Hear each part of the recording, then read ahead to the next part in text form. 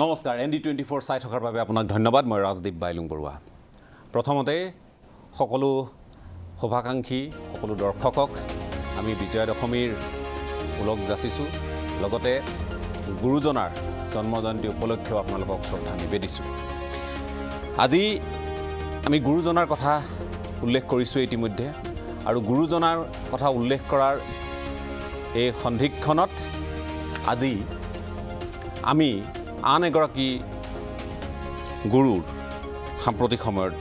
যি এগৰাকী শিক্ষয়িত্ৰীক আমি শিক্ষাগুৰু বুলি যিসকলক কওঁ তেওঁলোকৰ বিষয়ে কিছু আলোচনা কৰিব খুজিছোঁ মহাপুৰুষ শ্ৰীমন্ত শংকৰদেৱৰ অন্যতম প্ৰিয় শিষ্য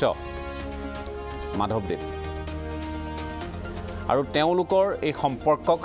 কোৱা হয় মণিকাঞ্চন সংযোগ গুৰু শিষ্যৰ চহকী পৰম্পৰাৰে সমৃদ্ধ এখন অসম ইয়াৰ বাহিৰেও আমি সনাতন সভ্যতাৰ কথা যেতিয়া আমি পাতোঁ আমি একলব্যৰ কথাও নিশ্চয় আমি জানো দ্ৰোণাচাৰ্যই তেওঁৰ ভাল বিচাৰক বা বেয়া বিচাৰক কিন্তু সকলো কথা জানিও একলব্যই তেওঁৰ বুঢ়া আঙুলি দান কৰিছিল এই কথাও আমি সকলোৱে জানো গুৰু শিষ্যৰ সম্পৰ্কৰ ইয়াতকৈও হয়তো ডাঙৰ কথা আমি আপোনালোকক আৰু বুজাই ক'ব নালাগে আজি আমি সকলোৱে সনাতন সভ্যতাত যিসকল বিশ্বাসী তেওঁলোকে সকলোৱে কয় যে গুৰু ব্ৰহ্মা গুৰু বিষ্ণু গুৰু দেৱ মহেশ্বৰ গুৰু সাক্ষাৎ পৰম ব্ৰহ্ম তস্मै শ্ৰী গুৰৱে নমঃ গতিকে গুৰুৰ আসন ক'ত আমি সকলোৱে আজিৰ তাৰিখত জানো কিন্তু জানিও নজনাৰ ভাও জোৰো একে সময়তে আমি এইখন দেশৰ প্ৰাক্তন ৰাষ্ট্ৰপতি ডক্টৰ সৰ্বেপল্লী ৰাধাকৃষ্ণনৰ কথা যেতিয়া আমি কওঁ তেতিয়া তেওঁৰ জন্মদিনৰ প্ৰসংগ যেতিয়া ওলাইছিল উদযাপন কৰিব খোজা হৈছিল তেতিয়া তেখেতে কৈছিল যে মোৰ এই জন্মদিনটোত মই ভাল পাম যদি সেই শিক্ষকসকলৰ বাবে এটা দিন হিচাপে এইটো উদযাপন কৰা হয় এগৰাকী মহান দাৰ্শনিক হৈও এগৰাকী ৰাষ্ট্ৰপতি হৈও তেওঁ শিক্ষক হিচাপে নিজৰ পৰিচয়টো দিবলৈ ভাল পাইছিল APJ আব্দুল কালামৰ কথাও যদি আমি কওঁ এগৰাকী বিশ্ববিশ্ৰুত এগৰাকী বিজ্ঞানী হোৱাৰ পিছতো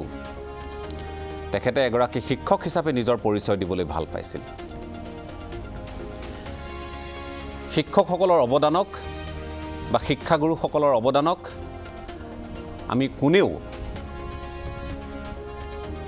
আজিৰ তাৰিখত তুলাচনীৰে জুখি শেষ কৰিব নোৱাৰোঁ এনে এক অপূৰ্ব সেৱা অপৰিসীম তেওঁলোকৰ ত্যাগ এই বৃত্তিটোৰ সৈতে নিহিত হৈ থাকে যদিও বা একাংশই কেতিয়াবা মাজে মাজে গুৰু শিষ্যৰ সম্পৰ্কত কালিমা খানে তাৰ মাজতে এই কথাও ঠিক যে অধিকাংশ শিক্ষাগুৰুই আমাক জ্ঞানেৰে সমৃদ্ধ কৰি আমাৰ জীৱনটোক মহিয়ান কৰি তোলে আমাক পথ দেখুৱায় আমাক বাট দেখুৱায় এই কথাখিনি এই কাৰণেই ক'বলগীয়া হৈছে এনে এখন দেশৰ এখন অংগৰাজ্যত আজি এটা ঘটনাই আমাক লজ্জানত কৰিছে নিজকে ছাত্ৰ সংগঠনৰ নেতা বুলি কোৱা একাংশই মই সকলোৰে কথা ক'ব খোজা নাই একাংশই এগৰাকী শিক্ষয়িত্ৰীক যি ধৰণে ৰাজহুৱাকৈ আঁঠু কাঢ়ি ক্ষমা খুজিবলৈ বাধ্য কৰালে সেই পৰিৱেশৰ কথা পাতিবলৈ গৈ আমি আজি যথেষ্ট লজ্জাবোধ কৰিছোঁ কাৰণ কোনোবা নহয় কোনোবা এজন শিক্ষকে আমাকো শিক্ষাদান কৰিছে আজি যেতিয়া আমি আপোনালোকৰ সন্মুখত বহি দুই এটা কথা ক'বলৈ শিকিছোঁ তাৰ আঁৰত সেইসকল শিক্ষাগুৰুৰ ভূমিকাই আছে গতিকে যিগৰাকী শিক্ষক অপদস্থ হৈছে সেই শিক্ষয়িত্ৰীগৰাকীয়ে প্ৰায় ২৬টা বছৰ তেখেতে এখন বিদ্যালয়ৰ এখন জুনিয়ৰ কলেজৰ আধাৰ গঢ়োতেই অধিকাংশ সময় পাৰ কৰিলে বিনা বেতনে। আজিৰ তাৰিখত তেওঁক এক নিৰ্ধাৰিত পাৰিতোষিক দিয়া হৈছে, কাৰণ ছিনিয়ৰ ছেকেণ্ডেৰীলৈ উন্নীত হৈছে। শেহতীয়া যিটো শিক্ষাৰ কেতবোৰ ব্যৱস্থাৰ কথা ঘোষণা কৰিছিল, তাৰ পৰৱৰ্তী সময়ত ছিনিয়ৰ ছেকেণ্ডেৰী হিচাপে ফিল'বাৰী জুনিয়ৰ কলেজে এটা স্বীকৃতি লাভ কৰিছে, আৰু লগে লগেই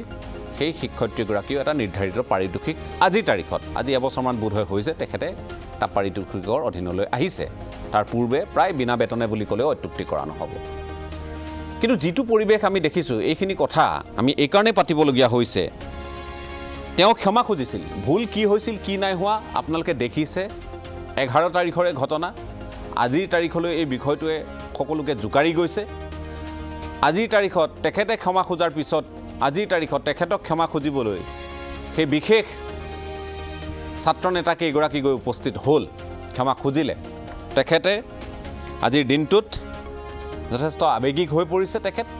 সেইদিনাও আৱেগিক আছিল, আজিও আৱেগিক। গতিকে কিয় হ'বলৈ পাইছে এনেধৰণৰ পৰিৱেশৰ সূচনা হ'বলৈ কিয় পাইছে? সদৌ অসম ছাত্ৰ সন্থাৰ প্ৰতিনিধি এগৰাকী তাত আছিল, তেওঁক বহিষ্কাৰ কৰা হৈছে। অসম জাতীয়তাবাদী যুৱ ছাত্ৰ পৰিষদৰ এগৰাকী তাত হয়তো প্ৰতিনিধি আছিল, কেইগৰাকী আছিল মই নাজানো, কথাখিনি সুধিলে ওলাব। মৰাণ ছাত্ৰ সন্থাৰো প্ৰতিনিধি আছিল বুলি কৈছে, গোৰ্খা ছাত্ৰ সন্থাৰ প্ৰতিনিধি আছিল বুলি কৈছে। আন দুই এক ছাত্ৰ সংগঠনৰ লগতে জাতীয় সংগঠন TMPKৰো তাত প্ৰতিনিধি আছিল বুলি কৈছে। গতিকে কি এনে এটা শব্দ ক'ব খুজিম যিটোত আপোনালোকে ভুল নধৰিব। এতিয়া আমি ভাবিবলৈ বাধ্য হৈছোঁ, কি এনে পাপ কৰিলে এইগৰাকী শিক্ষয়িত্ৰীয়ে যে ৰাজহুৱা স্থানত তেওঁ সাষ্টাংগে প্ৰণিপাত জনাই নিজেই শিক্ষাৰে শিক্ষিত কৰিব খোজা বা দীক্ষিত কৰিব খোজা এই ছাত্ৰ ছাত্ৰীসকলৰ সন্মুখত তেওঁ ক্ষমা খুজিবলগীয়া হ'ল কিয়?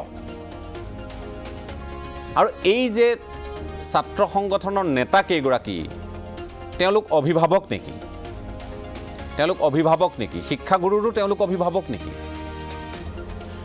আপোনালোকে নিশ্চয় জানে, যেতিয়া অসম আন্দোলন হৈছিল, সদৌ অসম ছাত্ৰ সন্থাকে আদি কৰি যিসমূহ অসমৰ দল সংগঠনে সেই সময়ত এই অসম আন্দোলনৰ ঢৌ প্ৰবল কৰি তুলিছিল, সেই সময়ত চাকৰিতকৈ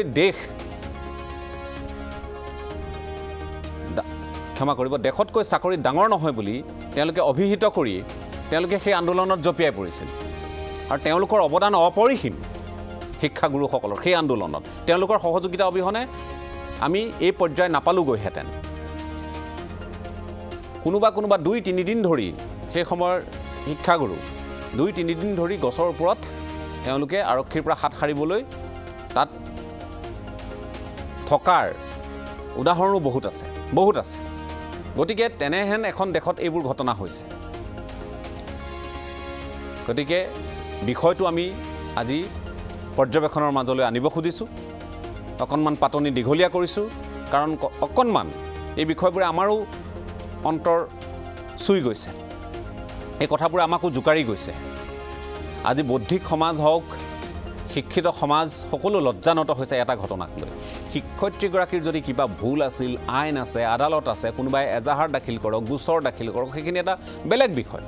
এইদৰে ৰাজহুৱা স্থানত এই পৰিৱেশৰ সূচনা কিয় কৰিবলগীয়া হ'ল, এই কথাখিনি আমি পাতিব খুজিছোঁ। একাংশ ছাত্ৰ সংগঠনৰ নেতা, তেওঁলোকৰ যে স্খলন ঘটিছে কিছু, সেই কথাখিনিও প্ৰতীয়মান হৈছে এই ঘটনাই। সকলোকে চুই গৈছে, জবাবদিহি সকলো হৈছে। আজি এই অনুষ্ঠানত আমি বিষয়টো আলোচনা কৰাৰ বাবে কেইবাগৰাকীও আলোচকক আমন্ত্ৰণ জনাইছিলোঁ। বিজয়া দশমীত আপোনালোকে হয়তো নিশ্চয় আশা কৰিছিল যে আজি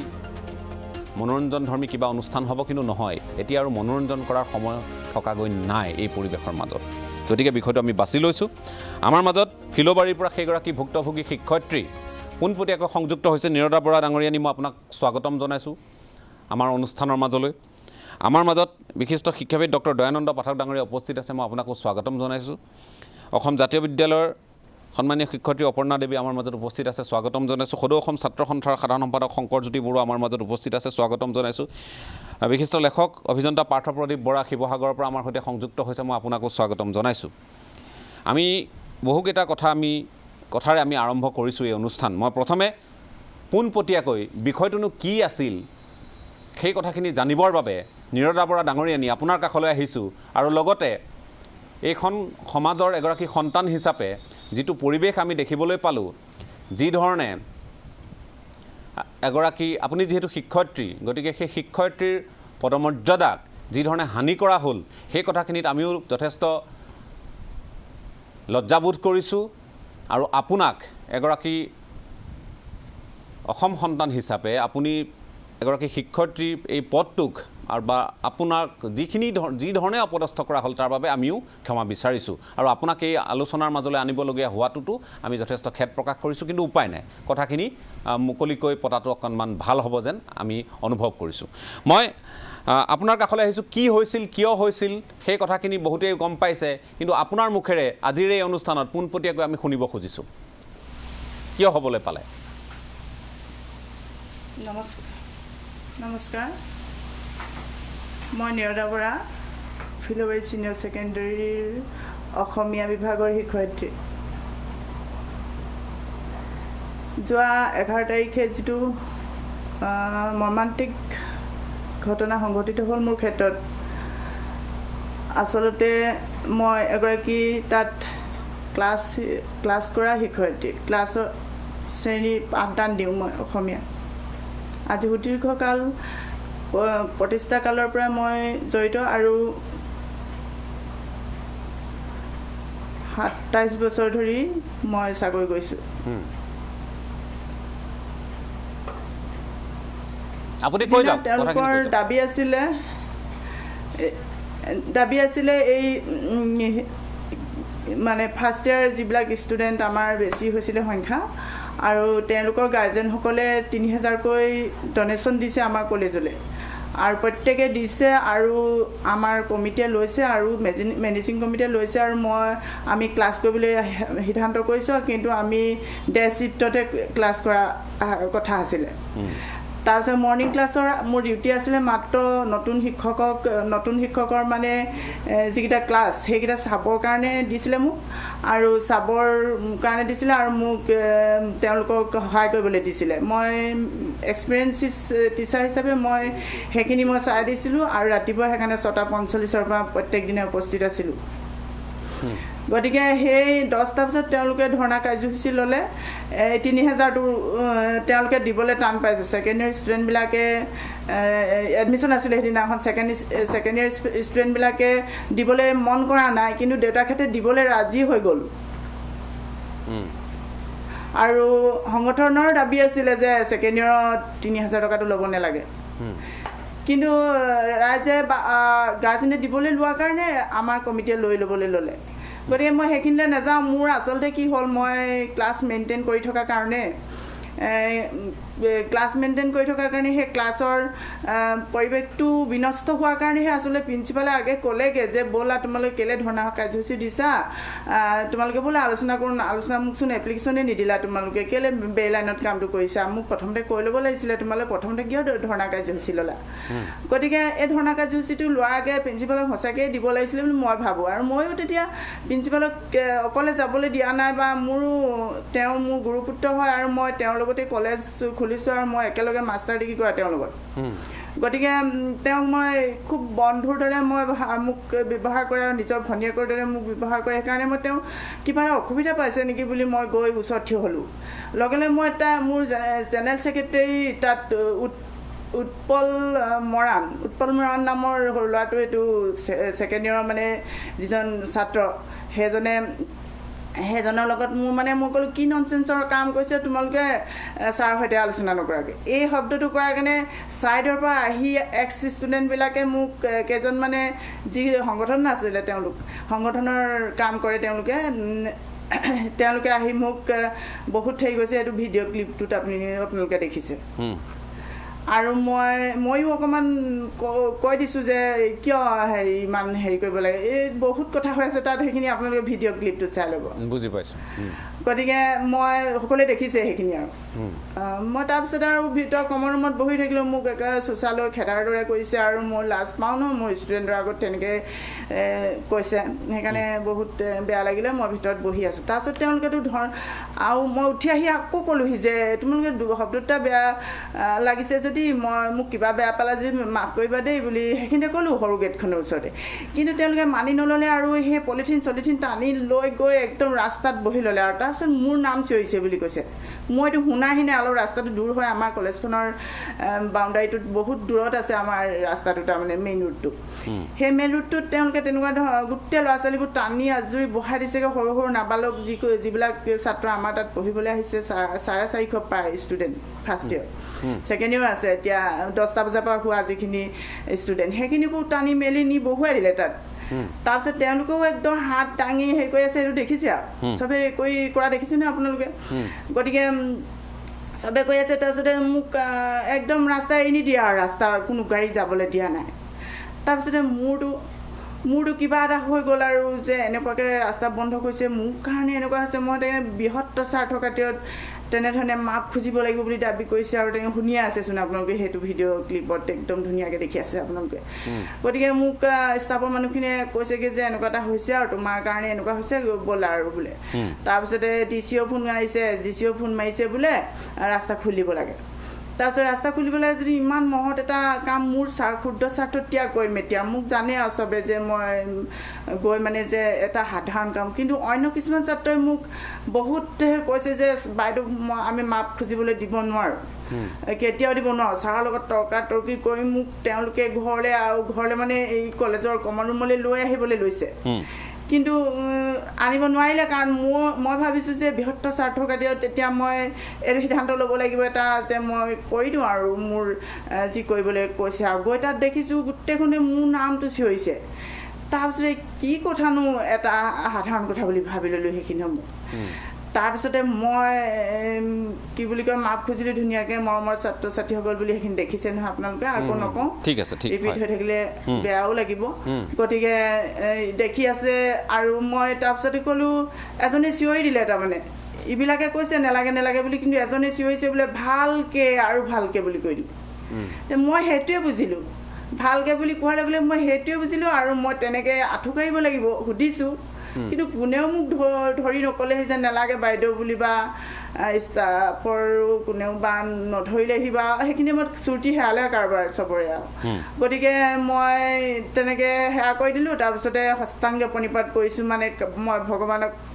অনুভৱ কৰিলোঁ সেইখিনি সময়তে বহুত ফিলিংছ হৈছে মোৰ সেইখিনি সময়তে ৰাস্তাটো খোল খাই যাওক এই দুৰ্যোগটো মানে নাইকিয়া হৈ যাওক এই ছাত্ৰসকলক সুমতি দিয়ক ভগৱানে এনেকুৱা ধৰণৰ অনুভৱ এটাৰে মই সেৱাটো কৰি দিলোঁ ইমানেই কথা আছে আজি আপোনাৰ ঘৰলৈ সেই আপুনি য'ত থাকে আপুনি যিহেতু বিদ্যালয়খনৰ হোষ্টেলত থাকে বুলি আমি জানো এতিয়া কথাটো হ'ল আপোনাৰ তালৈ গৈছিল যিসকলে সেই অপৰাধ মই শব্দটো ইয়াত প্ৰয়োগ কৰিব খুজিম যিসকলে সেই অপৰাধ সংঘটিত কৰিছিল আপোনাৰ ওচৰলৈ গৈ তেওঁলোকেও আজি আঁঠুলৈ ক্ষমা বিচাৰিছে গতিকে আপুনি তেওঁলোকক ক্ষমা কৰিছে নেকি আজি হয় আচলতে মই ইতিমধ্যে কৈ আছিলোঁ যে বৃহত্তৰ স্বাৰ্থৰ খাতিৰত এতিয়া যিটো শৈক্ষিক বাতাবৰণ আমি গঢ়িব বিচাৰিছিলোঁ ফিল'বাৰীত গঢ়ি আছিলোঁ আজি 11 তাৰিখ 10 তাৰিখলৈকে গতিকে মই কলেজ খোলা এগৰাকী টিচাৰ হিচাপে বা শিক্ষয়িত্ৰী হিচাপে বা মই কিমান অনুভৱ কৰোঁ এই ঠাইখনৰ মানুহখিনিক বা এই অনুষ্ঠানটোক মই নিজে ভাষাৰে বৰ্ণনা কৰিব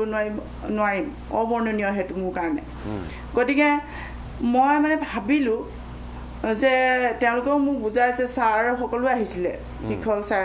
হাইস্কুল শিক্ষক সংস্থাৰ কৰ্মচাৰী পৰিষদ আহিছিলে মোৰ ভালকৈ মোৰ শুদ্ধ হোৱা নাই নেকি তেওঁলোকৰ সেইটো কৰ্মচাৰী পৰিষদ বুলি ক'লে মোক তাৰপিছত তেখেতসকলেও মোক ক'লে যে ল'ৰাবোৰ আহিব আৰু থানাৰ পৰাও কৈ আছে ল'ৰাবোৰে মাপ খুজিবলৈ যাব এতিয়া গৈছে নাই সুধি আছে মই অচি ছাৰৰ ফোন ৰিচিভ কৰি মই কৈছোঁ আহিছে কেইজনমান এতিয়ালৈকে আহি আছে এনেকৈ কৈ আছোঁ তাৰপিছতে মাপ খুজিবলৈ পঠিয়াই দিছে মানে তেওঁলোকক আৰু তাৰপিছতে মই বৃহত্তৰ স্বাৰ্থৰ খাতিৰত মই আকৌ কৈছোঁ নহয় মই বিৰাট অনুভৱী আৰু মই বৃহত্তৰ ছাত্ৰীৰ সৈতে মোৰ স্বাৰ্থ জলাঞ্জলি দিবলৈ মই ৰাজি আছোঁ ছাত্ৰসকলৰ কাৰণে গোটেই জীৱন মই উৎসৰ্গিত কৰিছোঁ আৰু মোৰ ছাত্ৰসকলক মই বহুত ভাল পাওঁ আৰু মই এই ছাত্ৰসকলৰ প্ৰতি মানে মোৰ ইয়াত পঢ়িবলৈ অহা ছাত্ৰসকল বুলিয়েই নহয় মোৰ ছাত্ৰৰ প্ৰতি মোৰ এটা ছাত্ৰ ছাত্ৰীৰ প্ৰতি মোৰ এটা দুৰ্বলতা আছেই মানে তেওঁলোকৰ প্ৰতি মোৰ বহুত সহানুভূতি আছে আৰু শিক্ষক হিচাপে মই এইখিনি কৰিব বিচাৰোঁ তেওঁলোকৰ কাৰণে আৰু সেইটো ভাবিয়ে মই তেওঁলোকৰ আপুনিতো ফিজ বঢ়োৱা নাছিল এতিয়া আহিলা ভাল কৰিলা বাইদেউ আপুনিতো ফিজ বঢ়োৱা নাছিল ফিজৰ কথাটোত আপুনি কোনো প্ৰকাৰে জড়িত নাছিল ফিজৰ বিষয়টোত আপুনি জড়িত নাছিল কোনো প্ৰকাৰে কোনো প্ৰকাৰে জড়িত নাছিল নাই মোৰ কথাটো তেওঁলোকে সেইটো কথাত নাইও লগা তেনেকৈ জড়িতও নাই আৰু ৩,০০০টো গাৰ্জেনে নিজে দিছে তেওঁলোকক সুধি চাওক আপোনালোকে গাৰ্জেনক কেনেকৈ সুধিব পাৰে প্ৰচেছ কৰি গতিকে মোৰ বিষয়টো বেলেগ ছাইডৰ কাহিনী হৈ গ'ল এইটো এটা উপকাহিনীৰ দৰে হ'ল গতিকে এই ছাইডৰ কাহিনীটোত মই জড়িত হৈ পৰিলোঁ মই এনেকৈ ধৰণে ভুক্তভোগী হৈ পৰিলোঁ গতিকে এতিয়া তেওঁলোকে ঘৰত আহি মোৰ ঘৰে অহা আপুনি কিয় ভাবি ল'লে কাৰণ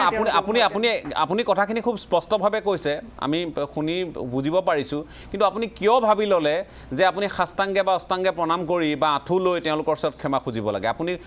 আপুনি তেওঁলোকক সোধোতে উত্তৰ নোপোৱাৰ বাবে আপুনি সেইদৰে ভাবি ল'লে নহয় ভালকৈ বুলি কৰিলে মুখেৰে মই মৰমৰ ছাত্ৰ ছাত্ৰীসকলে অংশ কোৱাৰ পিছত তেওঁলোকে ভালকৈ বুলি চিঞৰি দিলে যে এজনে তেতিয়া কোনে চিঞৰিছিল আপুনি দেখিছিল কাৰোবাক দেখিছিল কোনে চিঞৰিছিল বৰ্তমানৰ ছাত্ৰ প্ৰাক্তন ছাত্ৰ সংগঠনৰ নেতা সেইখিনি সময়ত মই যে দেখা মানে মাতটোহে শুনিছিলোহি বহুত ছাত্ৰ নহয় জানো আমাৰ 750ৰ ওপৰ হ'ব নেকি আৰু আপোনাৰ সৈতে যিগৰাকী তৰ্কত লিপ্ত হৈছিল তেওঁক আপুনি চিনি পায় মোৰ এক্স ষ্টুডেণ্ট হয় সেইটোৱে মোৰ বেছি দুখ লাগিছে মই যে তেওঁক ভাল শিক্ষা দিয়া নাই নেকি আপুনি এইটো অনুভৱ কৰিছে যে ক'ৰবাত আপোনাৰ শিক্ষাতেই আপুনি সেইটো অনুভৱ কৰিছে যে আপোনাৰ শিক্ষাতে ক'ৰবাত কিবা কম থাকি গ'ল নেকি কিবা কথাত যে সঠিক আপুনি ভাবে শিক্ষাদান কৰিব নোৱাৰিলে নেকি নীতি সংস্কাৰ দিব নোৱাৰিলে নেকি এইটো আপুনি ভাবি লৈছে ভাবিয়ে লৈছোঁ কিন্তু তেওঁলোকে ক্লাছত কেতিয়াবা নাথাকে নহয় কিছুমান লেচনত আছে এইবোৰ নৈতিক শিক্ষাৰ ভাৰতীয় আদৰ্শত বৈৰাগ্য নামৰ পাঠ এটাত আছে ইমান ধুনীয়াকৈ শিকাওঁ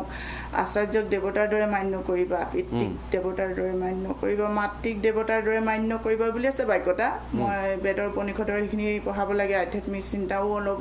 সোমাই আছে আপোনালোকে পঢ়ি চাব এইটো বিষয় আছে সেই লেচনটোৰ কথা পঢ়াওঁতে মই ধুনীয়া পঢ়াইছোঁ কিন্তু হয়তো তেওঁ এবচেণ্ট আছিলে সেইটো লেচন পঢ়াওঁতে বা তেওঁ মোক ক্লাছ কিমান কৰিছিলে বহুত দিনৰ কথা হ'ল তেওঁতো বহুত এক্স ষ্টুডেণ্ট হয় বহুত দিনৰ হৈ গ'ল নহয় খুব ক্লাছ এবচেণ্ট কৰে ল'ৰা ষ্টুডেণ্টবিলাকে সেইকাৰণে মোৰ মানে ক'ব নোৱাৰিম এতিয়া তেওঁ প্ৰেজেণ্ট আছে মই আকৌ আপোনাৰ কাষলৈ আহিম আপুনি আমাৰ সৈতে সংযুক্ত হৈ থাকক কেইবাগৰাকীও আলোচক যিহেতু আছে সদৌ অসম ছাত্ৰ সন্থাৰ সাধাৰণ সম্পাদকো আছে আৰু এই মুহূৰ্তত প্ৰশান্ত খাটোৱালৰ কাষলৈ অকণমান সময়ৰ কাৰণে যাব খুজিছোঁ প্ৰশান্ত খাটোৱাল পাই আছোঁ আমি প্ৰশান্ত খাটোৱালক পাইছোঁ ঠিক আছে প্ৰশান্ত খাটোৱালৰ সৈতে আকৌ এবাৰ সংযোগ স্থাপন কৰিবলৈ চেষ্টা কৰক মই যিহেতু বাকী সকলো আছে কিন্তু মই অপৰ্ণা দেৱী ডাঙৰীয়ানী আপোনাৰ কাষলৈ প্ৰথমে আহিব খুজিছোঁ এই কথাখিনি শুনাৰ পিছত বুজাৰ পিছত আপুনি আপোনাৰ পৰ্যবেক্ষণে কি কয় আপোনাৰ অনুভৱে কি কয় মানে এনেকুৱা লাগিছে মই কি ক'ম আপুনি কৈছে যে আপুনি পাতনি দীঘলীয়া কৰিছে কিছুমান কথা থাকে য'ত পাতনি দীঘলীয়া কৰাৰ প্ৰয়োজন আজিৰ এই অনুষ্ঠানটোত যদি আপুনি পাতলীয়া দীঘলীয়া নকৰে তেনেহ'লে কেতিয়া কৰিব তেনেকুৱা ধৰণৰ কথা আৰু মই আপোনালোকক ভাল পালোঁ এইকাৰণে যে শিক্ষয়িত্ৰী নিৰদা বাইদেউক আপোনালোকে অনুষ্ঠানলৈ আমন্ত্ৰণ কৰিলে তেখেতে লাইভত থাকিলে আমি কথাখিনি তেখেতৰ পৰা স্পষ্টকৈ শুনিলোঁ তেখেত সম্পৰ্কে আমাৰ যি ধাৰণা সেই ধাৰণা আজি আৰু আমি এই সময়ত আৰু ভালকৈ অনুভৱ কৰিব পাৰিলোঁ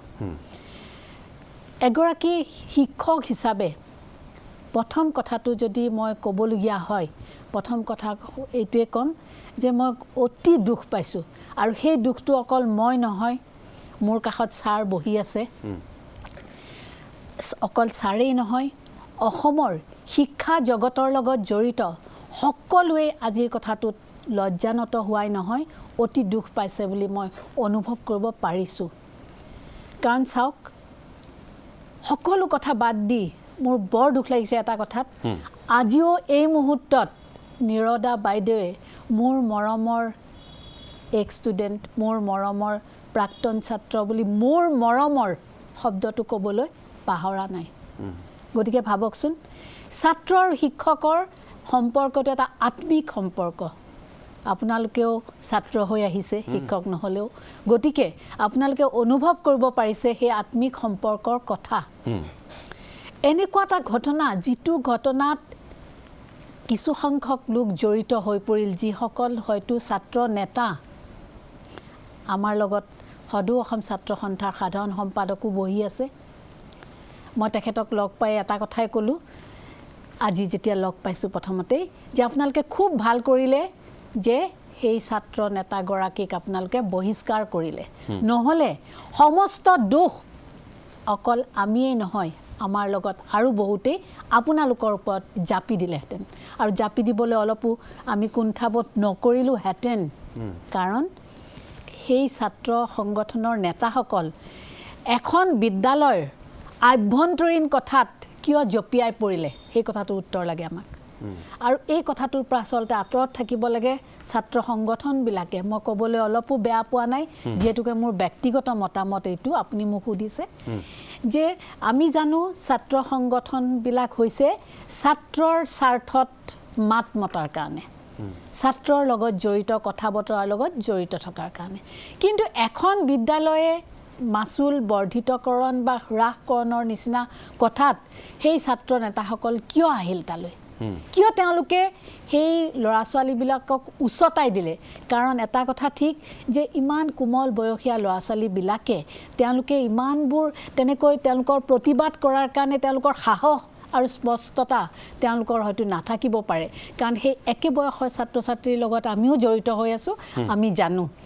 আৰু তেওঁলোকে যিসকলে প্ৰতিবাদ কৰিবৰ কাৰণে তেওঁলোকে যিটো মাধ্যম বিচাৰি ল'লে বাইদেউগৰাকীয়ে কৈছে যে আগতে আচলতে অধ্যক্ষৰ ওচৰলৈ যাব লাগিছিল তেওঁলোকে নিজৰ মনৰ ভাৱ ব্যক্ত কৰিব লাগিছিল তাৰপিছত তেওঁলোকে তেনেকৈ প্ৰতিবাদৰ কাৰ্যসূচী ল'ব লাগিছিল আৰু তাৰ পৰিৱৰ্তে তেওঁলোকে সেই ধৰণৰ প্ৰতিবাদৰ কাৰ্যসূচী ল'লে আৰু লৈ পেলাই তেওঁলোকক যেতিয়া কোৱা হ'ল যে তোমালোকে কি ননচেন্সৰ নিচিনা কাম কৰিছা তেওঁলোকে অৰ্থ বুজি কিয় পোৱা নাই ননচেন্স মানে যাৰ চেন্স নাই কাৰণ তেওঁলোকৰ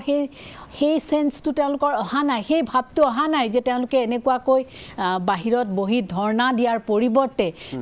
তেওঁলোকৰ সেই সম্পৰ্কটো আছে এইখন তেওঁলোকৰ বিদ্যালয় যিখন বিদ্যালয়ৰ কাৰণে তেওঁলোকে প্ৰতিবাদ সাব্যস্ত কৰিছে তেওঁলোকে নিজৰ বিদ্যালয়খনলৈ গৈ তেওঁলোকে কিয় প্ৰতিবাদ নকৰিলে আৰু প্ৰতিবাদ সেইকাৰণেই ক'লে আৰু সেইটো একো বেয়া শব্দ নহয়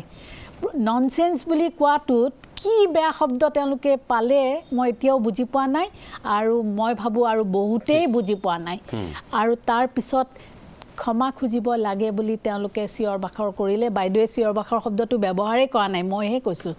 যে প্ৰতিবাদ তেওঁলোকে ক'লে যে ক্ষমা খুজিব লাগে তেওঁৰ নামত ধৰ্ণা দিয়া কথা তাৰপিছত বাইদেৱে যেতিয়া ক্ষমা খুজিলে তাৰপিছতো যে আৰু ভালকৈ এনেকুৱা কিছুমান মই শব্দটোক আপুনি মই বেয়া নাপাব মই খুব বেপেৰুৱা বুলি ক'ব খোজোঁ এই বেপেৰুৱা মনোভাৱটো কিয় আহিল আৰু ভালকৈ ক্ষমা খুজিব লাগে বুলি আৰু মই একে সময়তে অতি দুখ পাইছোঁ যে সহকৰ্মীসকলৰ নিৰ্লিপ্ততা মই দেখিছোঁ বাইদেৱে যেতিয়া হাস্তাংগে প্ৰণাম কৰিছে দুগৰাকী তিনিগৰাকী আহি পেলাই তেখেতক তুলি ধৰিছে কিন্তু সেই সময়ত অধ্যক্ষগৰাকীয়ে তাতেই কিয় সেই সমস্যাটো মোকাবিলা নকৰিলে সেই সময়তেই সেই মুহূৰ্ততে ইমান এটা কথা য'ত প্ৰত্যক্ষদৰ্শী হৈ আছে ছাৰে কিয় সেই সময়ত তেওঁ সেই সমস্যাটো মোকাবিলা নকৰিলে সেইকাৰণেও মই মোৰ দুখ প্ৰকাশ কৰিছোঁ মই মাত্ৰ দুখ প্ৰকাশহে কৰিব পাৰোঁ আৰু খুব স্পষ্টকৈ কথাখিনি এইকাৰণেই কৈছোঁ যিহেতুকে মোক কথাখিনি আপুনি সুধিছে ঠিক মই আকৌ আহিম আপোনাৰ কাষলৈ মই যিহেতু এই গোটেই বিষয়টো সন্দৰ্ভত প্ৰশান্ত খাটোৱালক পাইছোঁ নেকি এই মুহূৰ্তত ঠিক আছে প্ৰশান্ত খাটোৱালৰ সৈতে সংযোগ স্থাপন কৰিবলৈ চেষ্টা কৰক মই দয়ানন্দ পাঠক ছাৰৰ কাষলৈও যাম মই কিন্তু তাৰ পূৰ্বে আহিব খুজিছোঁ আছুৰ সাধাৰণ সম্পাদক শংকৰজ্যোতি বৰুৱাৰ কাষলৈ শংকৰ এই গোটেই বিষয়বোৰ যেতিয়া আজি আলোচনা হ'ল ক্ৰমাগতভাৱে সামাজিক মাধ্যমতো বিয়পি পৰিছে সেই ভিডিঅ' বিয়পি পৰিছে তেওঁ ক্ষমা খোজাৰ আঁঠু কাঢ়ি বা সাষ্টাংগে প্ৰণিপাত কৰি তেওঁ ক্ষমা খোজাৰ এই ভিডিঅ' হওক ষ্টিল ফটো হওক সকলোবোৰ যেতিয়া আমি দেখিছোঁ যে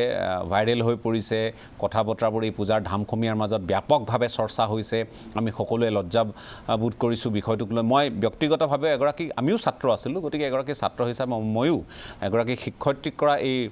অপমান বা তিৰস্কাৰৰ কাৰণে ময়ো এগৰাকী ছাত্ৰ হিচাপে মই তেখেতৰ ছাত্ৰ নহ'ব পাৰোঁ কিন্তু কাৰোবাৰ দ্বাৰাতো আমি শিক্ষিত হৈছোঁ গতিকে তেখেতক আমিও ব্যক্তিগতভাৱে কৈছোঁ যে এই ঘটনাত আমি যথেষ্ট দুখ খেদ প্ৰকাশ কৰিছোঁ দুখ পাইছোঁ আৰু আপোনাক ক্ষমা খুজিছোঁ আৰু অনুষ্ঠানলৈ মাতিবলগীয়া হোৱা পৰিস্থিতিটোৰ কাৰণেও আমি অকণমান তেখেতৰ সন্মুখত এই মুহূৰ্তত আচলতে পৰিৱেশটো বৰ্ণনা কৰি শেষ কৰিব নোৱাৰা এটা পৰিৱেশ মই আপোনাৰ কাষলৈ আহিছোঁ আপোনালোকে বহিষ্কাৰ কৰিছে ঠিক কিন্তু এইসকলক আপোনালোকে এনে কৰ্তৃত্ব প্ৰদান কৰিছে নেকি যে আঞ্চলিকতেই হওক বা জিলাভিত্তিক যিসকলক আজি আপোনালোকে সদৌ অসম ছাত্ৰ সন্থা হওক কেৱল সদৌ অসম ছাত্ৰ সন্থা বুলিয়ে মই কোৱা নাই তাত অসম জাতীয়তাবাদী যুৱ ছাত্ৰ পৰিষদ TMPK বাকী সংগঠনসমূহো আছে গতিকে আপোনালোকে উচ্চ শিক্ষাৰে শিক্ষিত কিন্তু তেওঁলোকৰ শিক্ষাৰ মান এক 2 নম্বৰ হ'ল তেওঁলোকে কি পৰ্যায়লৈ তেওঁলোকে কৰিলে অধ্যয়ন তৃতীয় কথাটো হ'ল যে আজিৰ তাৰিখতো তেওঁলোক ছাত্ৰ হয় নে নহয় যে এনেধৰণৰ বহু কথা আপোনালোককো নিশ্চয় সমাজৰ বিভিন্ন অংগৰ মানুহে আপোনালোককো এই প্ৰশ্নসমূহ উত্থাপন কৰিছে আমিও ব্যতিক্ৰম নহয় সমাজৰ এটা অংশ হিচাপে গতিকে এই কথাখিনি অকণমান জনাৰ প্ৰয়োজন আছে যে তেওঁক সেই কৰ্তৃত্ব সদৌ অসম ছাত্ৰ সন্থাই প্ৰদান কৰিছিল নেকি বিদ্যালয়খনৰ ক্ষেত্ৰত এনেধৰণৰ প্ৰশ্ন উত্থাপন কৰা বা ছাত্ৰ ছাত্ৰীসকলক উলিয়াই অনা বা এগৰাকী শিক্ষয়িত্ৰীক ৰাজহুৱাকৈ অপদস্থ কৰাৰ এই কৰ্তৃত্ব প্ৰদান কৰা হৈছিল নেকি প্ৰথম কথা ফিলবাৰী ছিনিয়ৰ ছেকেণ্ডেৰী স্কুলৰ যিটো ঘটনা সেই ঘটনাটো মই বুলি নহয় সমগ্ৰ অসমবাসী ৰাইজে আচলতে ঘটনাটো নিন্দা কৰিছে আৰু আমিও ব্যতিক্ৰম নহয় আমিও সদৌ অসম ছাত্ৰ সন্থাৰ মই সাধাৰণ সম্পাদক হিচাপে এই ঘটনাটোৰ মই সম্পূৰ্ণ গৰিহণা দিছোঁ আৰু কোনো কাৰণত এনেকুৱা ঘটনা হ'ব নালাগিছিল আৰু এইটো আচলতে প্ৰথম ঘটনা মোৰ পৰিলক্ষিত হৈছে মই ছাত্ৰ সন্থাৰ কৰ্মী বা ছাত্ৰ জীৱনত আজিলৈকে মই এইটো ঘটনা প্ৰথম দেখিছোঁ আৰু এটা নজিৰবিহীন ঘটনা আৰু এই ঘটনাটো পুনৰাবৃত্তি যাতে জীৱনত নহয় তাৰ কাৰণে মই প্ৰথমতে কামনা কৰিছোঁ আৰু আমাৰ যিগৰাকী ছাত্ৰ সন্থাৰ কৰ্মী এগৰাকী উপস্থিত আছিল সেইগৰাকীক ইতিমধ্যে বহিষ্কাৰ হৈছে এই কথাটো আমি ইতিমধ্যে ঘোষণা কৰিছোঁ এতিয়া কথা হৈছে যে গোটেই প্ৰসংগটো আচলতে আমি অসমৰ ইমূৰৰ পৰা সিমূৰলৈ সকলোৱে এই ঘটনাটোক লৈ প্ৰতিক্ৰিয়া কৰিছে আমিও কৈছোঁ যে আমাৰ ছাত্ৰ সন্থাৰ কাৰণে আচলতে শিক্ষকসকল কি হয় আমাৰ ছাত্ৰ সন্থাৰ যিবিলাক শিষ্টাচাৰ যিবিলাক আদৰ্শ সেই আদৰ্শত এনেকুৱা ধৰণৰ কথা বতৰা কেতিয়াও নাই আমি শিক্ষকসকলক যিটো সন্মান কৰোঁ সেই সন্মানটোক আমাক ছাত্ৰ সন্থাৰ মজিয়াত শিকোৱা হয় আমাৰ আচলতে এইটো শিকোৱা বস্তু নহয় শিক্ষক বুলি ক'লে আমাৰ দুখ খাই যায় আমি যেতিয়া বিদ্যালয়ত পঢ়ি আছিলোঁ আমাৰ শিক্ষক বুলি ক'লে মই আপোনাক তাৰ মাজতে কওঁ আপোনালোকে যেতিয়া ছাত্ৰ ছাত্ৰী সম্বৰ্ধনা অনুষ্ঠান এইবাৰ বাৰু নাই হোৱা অভিযোগ ইয়াৰ আগতে মই বহুবাৰ নিজেও আছোঁ দেখিছোঁ জিলাভিত্তিক হওক বা আপোনালোকে কেন্দ্ৰীয়ভাৱে উদযাপন কৰা কাৰ্যসূচীয়ে হওক মই ডক্টৰ সমুজ্জ্বল কুমাৰ ভট্টাচাৰ্যকো দেখিছোঁ মই তপন গগৈকো দেখিছোঁ নিজে দেখা যিসকলক আমি এনে সম্বৰ্ধনা কাৰ্যসূচীত দেখিছোঁ বা শংকৰ প্ৰসাদ ৰয়কো দেখিছোঁ আপোনালোককো দেখিছোঁ বিভিন্নজনক যে তালৈ অহা শিক্ষকসকল সেই শিক্ষকসকলক বয়সত যদি কোনোবা সৰু হয় শিক্ষক বুলি তেওঁক ভৰিত ধৰি সেৱা কৰা আপোনালোকৰ ছাত্ৰ সন্থাৰ নেতাসকলক দেখিছোঁ কিন্তু এই অঞ্চলসমূহত থকা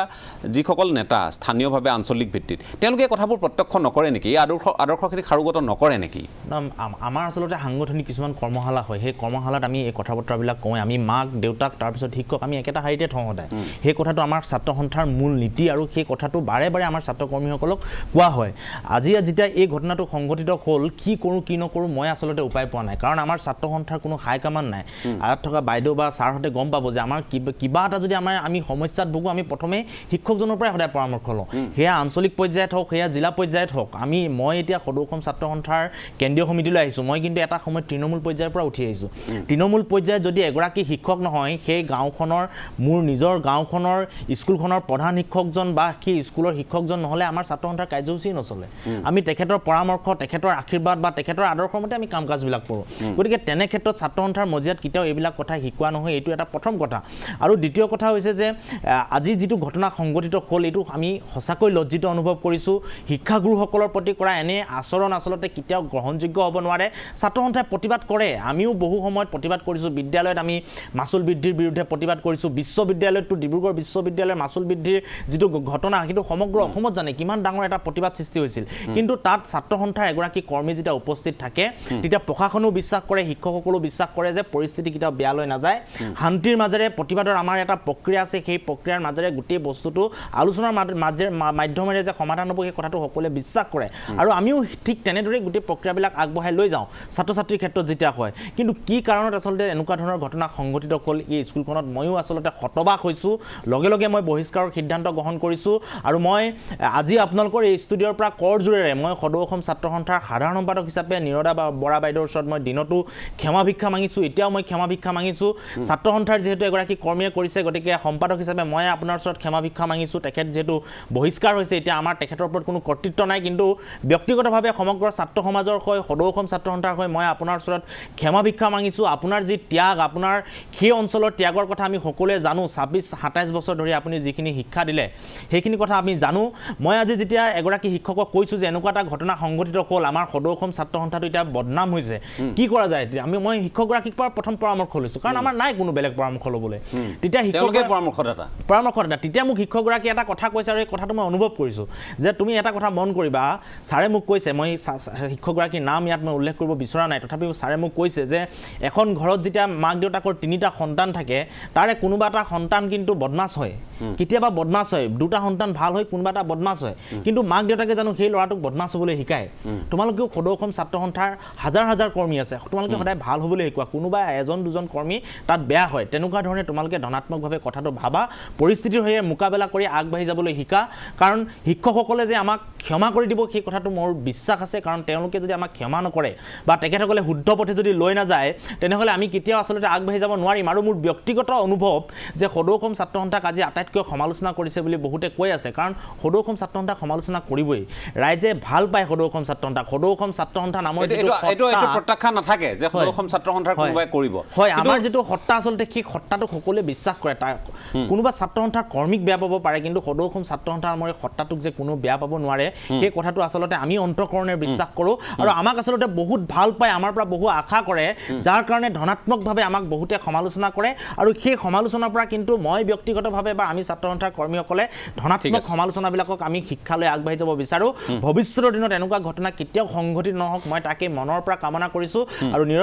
নিৰদা বৰা বাইদেউৰ লগতে মই সমগ্ৰ অসমৰ শিক্ষক সমাজৰ ওচৰত মই কৰজোৰেৰে ক্ষমা প্ৰাৰ্থনা বিচাৰিছোঁ এনেকুৱা ধৰণৰ ঘটনা কেতিয়াও হ'ব নালাগে সদৌ অসম ছাত্ৰ সন্থাক আপোনালোকে যেনেকৈ আদৰ্শৰে আগবঢ়াই লৈ গৈছিল যেনেকৈ অভিভাৱকত্ব প্ৰদান কৰিছিল অনাগত দিনতো আপোনালোকে কৰিব লাগিব আমি ছাত্ৰ ছাত্ৰীসকলৰ কাৰণে সমাজৰ কাৰণে যাতে কাম কৰি যাব পাৰোঁ ঠিক আছে মই পাঠক ছাৰ যথেষ্ট সময় ৰ'বলগীয়া হৈছে মই আকৌ আৰু অকণমান ৰ'বলৈ আপোনাক অনুৰোধ জনাম মই আপোনাৰ কাষলৈ আহিম আমাৰ সৈতে পাৰ্থপ্ৰতীপ বৰা ডাঙৰীয়াও সংযুক্ত হৈ আছে তেখেতৰ কাষলৈ যাম নিৰদা বৰা ডাঙৰীয়ানীৰ কাষলৈ আমি যাম বাইদেউ আমাৰ সৈতে সংযুক্ত হৈ থাকিব এই অনুষ্ঠানত কিন্তু মূল কথাটো হ'ল যে আজি যে এই পৰিৱেশ হৈছে প্ৰথম সদৌ অসম ছাত্ৰ সন্থাৰ এগৰাকী তাত স্থানীয় আঞ্চলিক সমিতিৰ বোধ হয় তেওঁ উপসভাপতি যিয়ে নহওক বাকী সংগঠনসমূহৰ প্ৰতিনিধিও আছিল সদৌ অসম ছাত্ৰ সন্থাই যি ধৰণে তেওঁৰ ওচৰত আজি স্বয়ং ইয়াৰ সদৌ অসম ছাত্ৰ সন্থাৰ সাধাৰণ সম্পাদকগৰাকীয়ে কেন্দ্ৰীয় সমিতিৰ সাধাৰণ সম্পাদকগৰাকীয়ে ক্ষমা বিচাৰিছে কথাখিনি কৈছে মুকলিকৈ কিন্তু কেতবোৰ প্ৰশ্ন আজিৰ তাৰিখত উত্থাপন হৈছে যে ঠাই বিশেষে আপোনালোকৰ বিশেষ সদৌ অসম ছাত্ৰ সন্থাই হওক বা আন ছাত্ৰ সংগঠনেই হওক বা জাতীয় সংগঠনৰে হওক ঠাই বিশেষে আপোনালোকৰ কৰ্মকৰ্তাসকলৰ ওপৰত অকণমান নজৰ দিয়াটো প্ৰয়োজন হৈ পৰিছে কেন্দ্ৰীয় সমিতিৰ জ্ঞাতে হওক বা অজ্ঞাতে হওক এনেধৰণৰ কেতবোৰ কাম কাজ চলি আছে যিবোৰ কথা বহু লোকে আজি তেওঁলোকে মুকলিকৈ তেওঁলোকে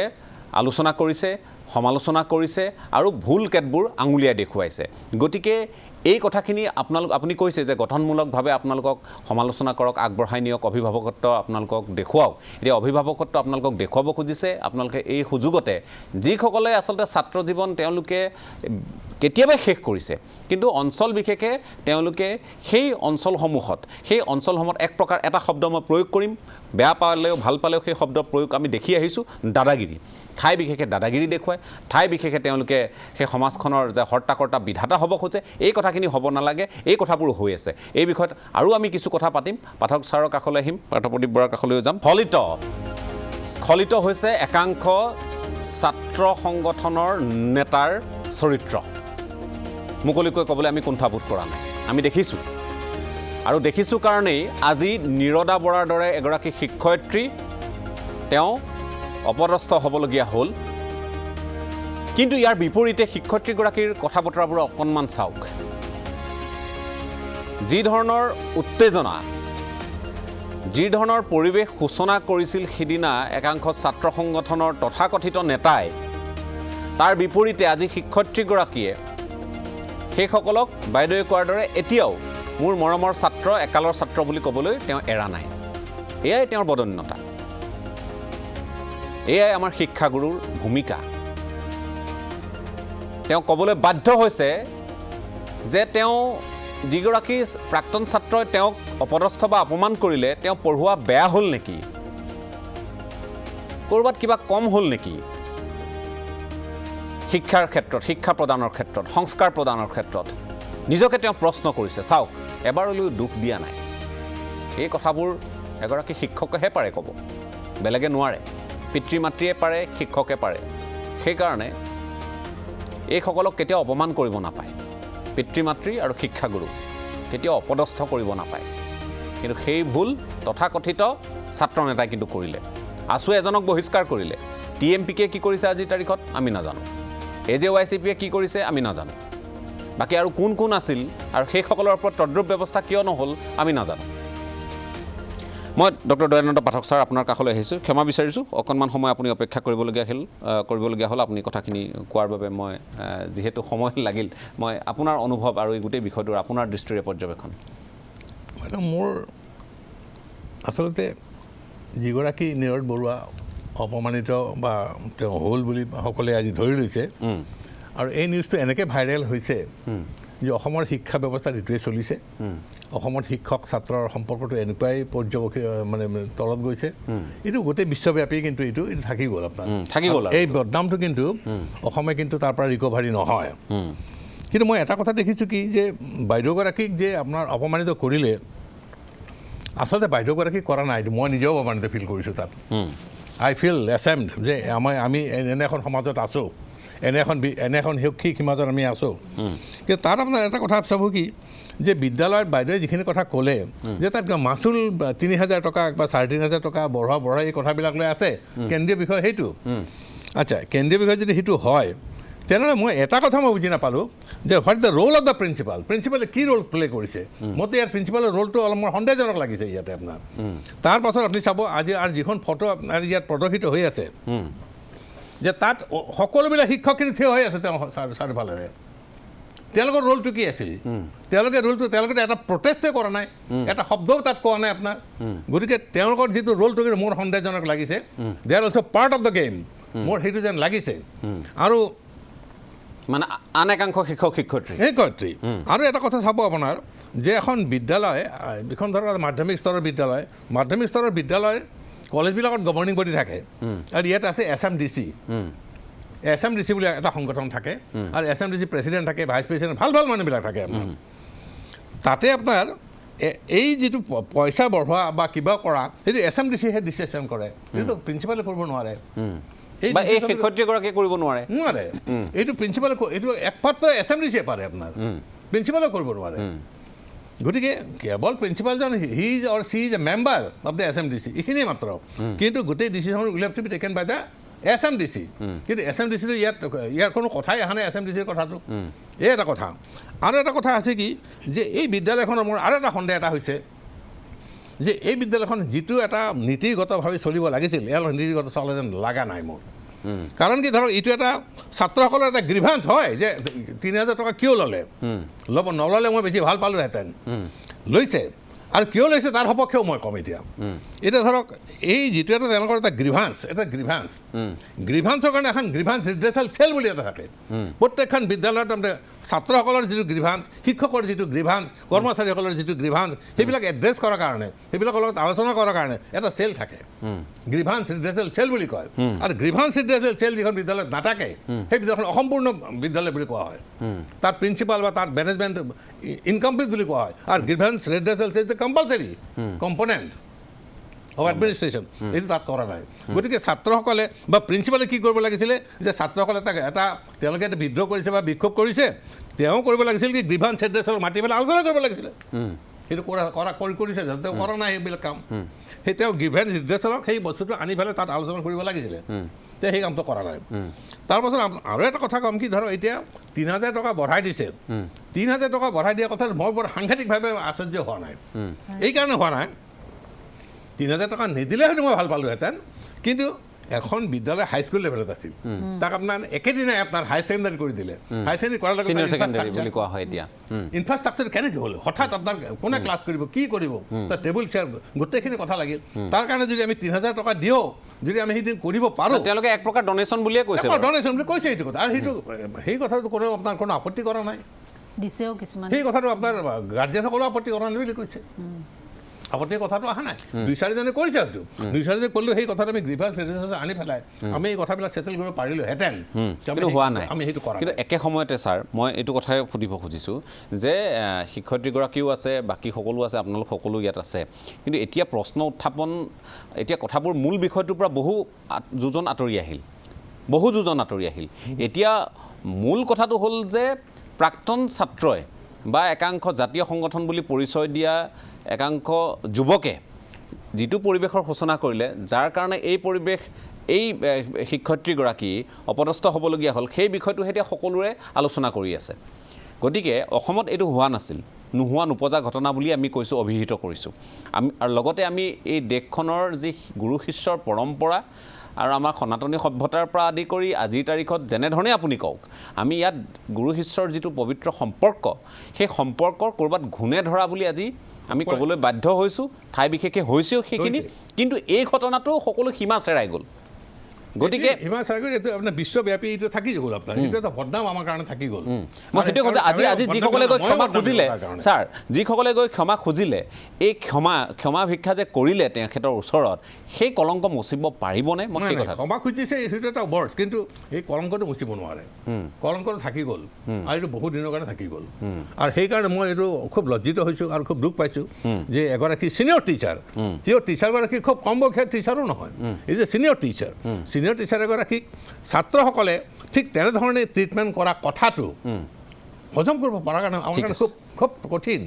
আৰু এইটো কিন্তু আমাৰ কাৰণে খুব দুখজনক কথা বুলি মই ভাবোঁ আৰু তাত আপোনালোকে দেখা পাইছে যে তাত যিখন ছবি তাত দেখুৱাইছে তাত পুলিচৰ গাড়ী এখন আছে পুলিচবিলাকো তাত আছে শিক্ষকখিনি ধুনীয়াকৈ তাত ৰৈ আছে চাৰিওফালেৰে তেওঁলোকৰ ৰোলটো কি আছিল আটাইতকৈ বেয়া লাগিছে তেওঁ আঁঠু কাঢ়ি ক্ষমা খুজিব লাগিব নেকি বুলি তেওঁ সোধাত কোনেও আৰু এইটোৱে কয় যে মৌনতা সন্মতি লক্ষণম বুলি কয় মৌনতা অৱলম্বন কৰি মানে আঁঠু কাঢ়ক এনেধৰণৰ এটা কথাই সূচালে যেন আমাৰ অনুভৱ হৈছে মই পাৰ্থপ্ৰদীপ বৰা ছাৰ মই আকৌ আহিম আপোনাৰ কাষলৈ পাৰ্থপ্ৰদীপ বৰা আমাৰ সৈতে সংযুক্ত হৈ আছে মই আপোনাৰ কাষলৈ আহিছোঁ যে যি কথা আজি ওলাইছে একাংশ ছাত্ৰ সংগঠনৰ নেতাক যথেষ্ট সমালোচনা কৰা হৈছে তেওঁলোকৰ ভূমিকাক লৈ আলোচনা হৈছে সদৌ অসম ছাত্ৰ সন্থাৰ এগৰাকী প্ৰতিনিধি আছিল তেওঁক বহিষ্কাৰ কৰা হৈছে বাকীসমূহে এতিয়ালৈ কৰা নাই যিমান দূৰ আমি জ্ঞাত যদি কৰিছে আমি সেই কথাখিনি আনুষ্ঠানিকভাৱে জানিব পৰা নাই গতিকে মই আপোনাৰ কাষলৈ আহিছোঁ গোটেই ঘটনাটোৱে আচলতে কোনখন ছবি দাঙি ধৰিছে বুলি আপুনি ক'ব খোজে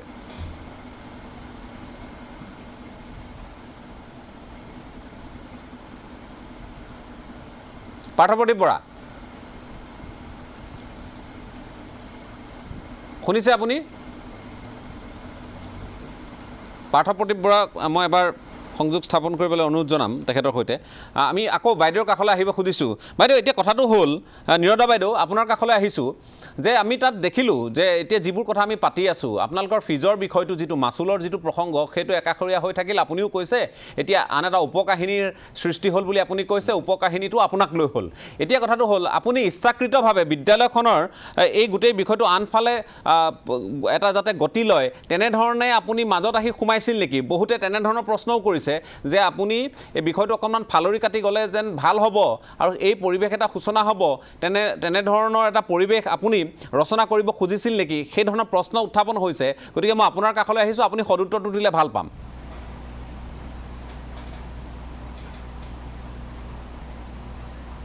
মানে কথাটো মই অকণমান বুজি পোৱা নাই তথাপি মই কৈছোঁ যে মই এইটো ক্ষেত্ৰত আচলতে মই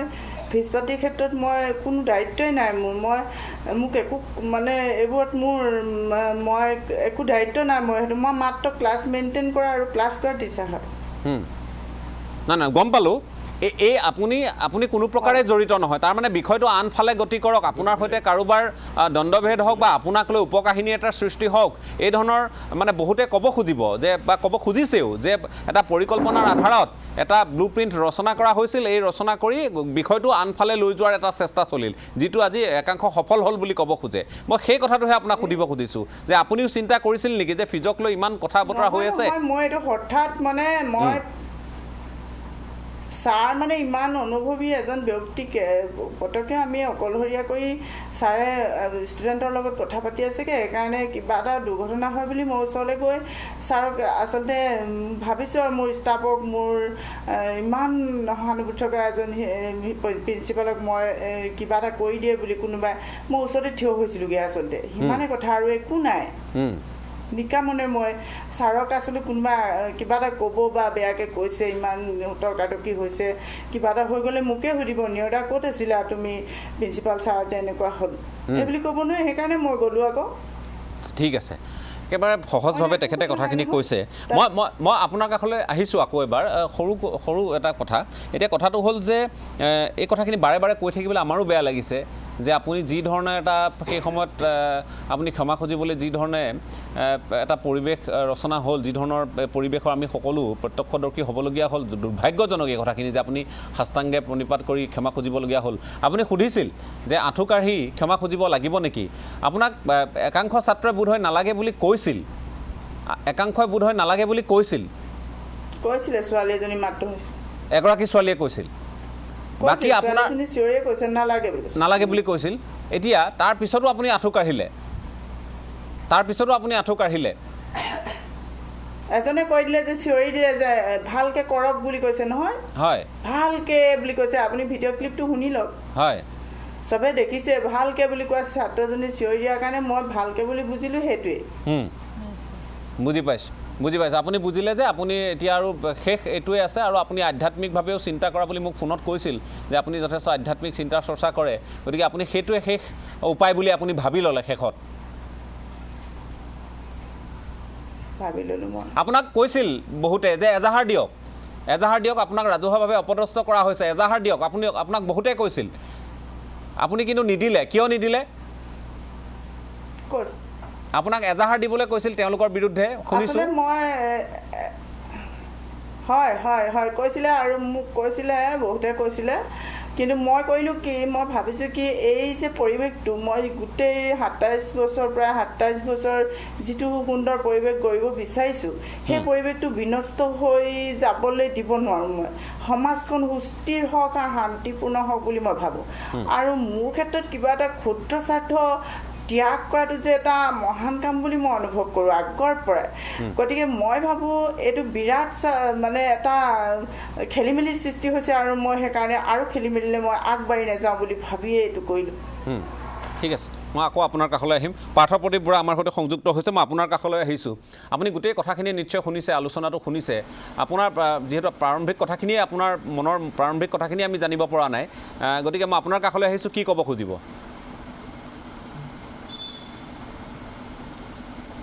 ৰাজদীপ, এই গোটেই ঘটনাটো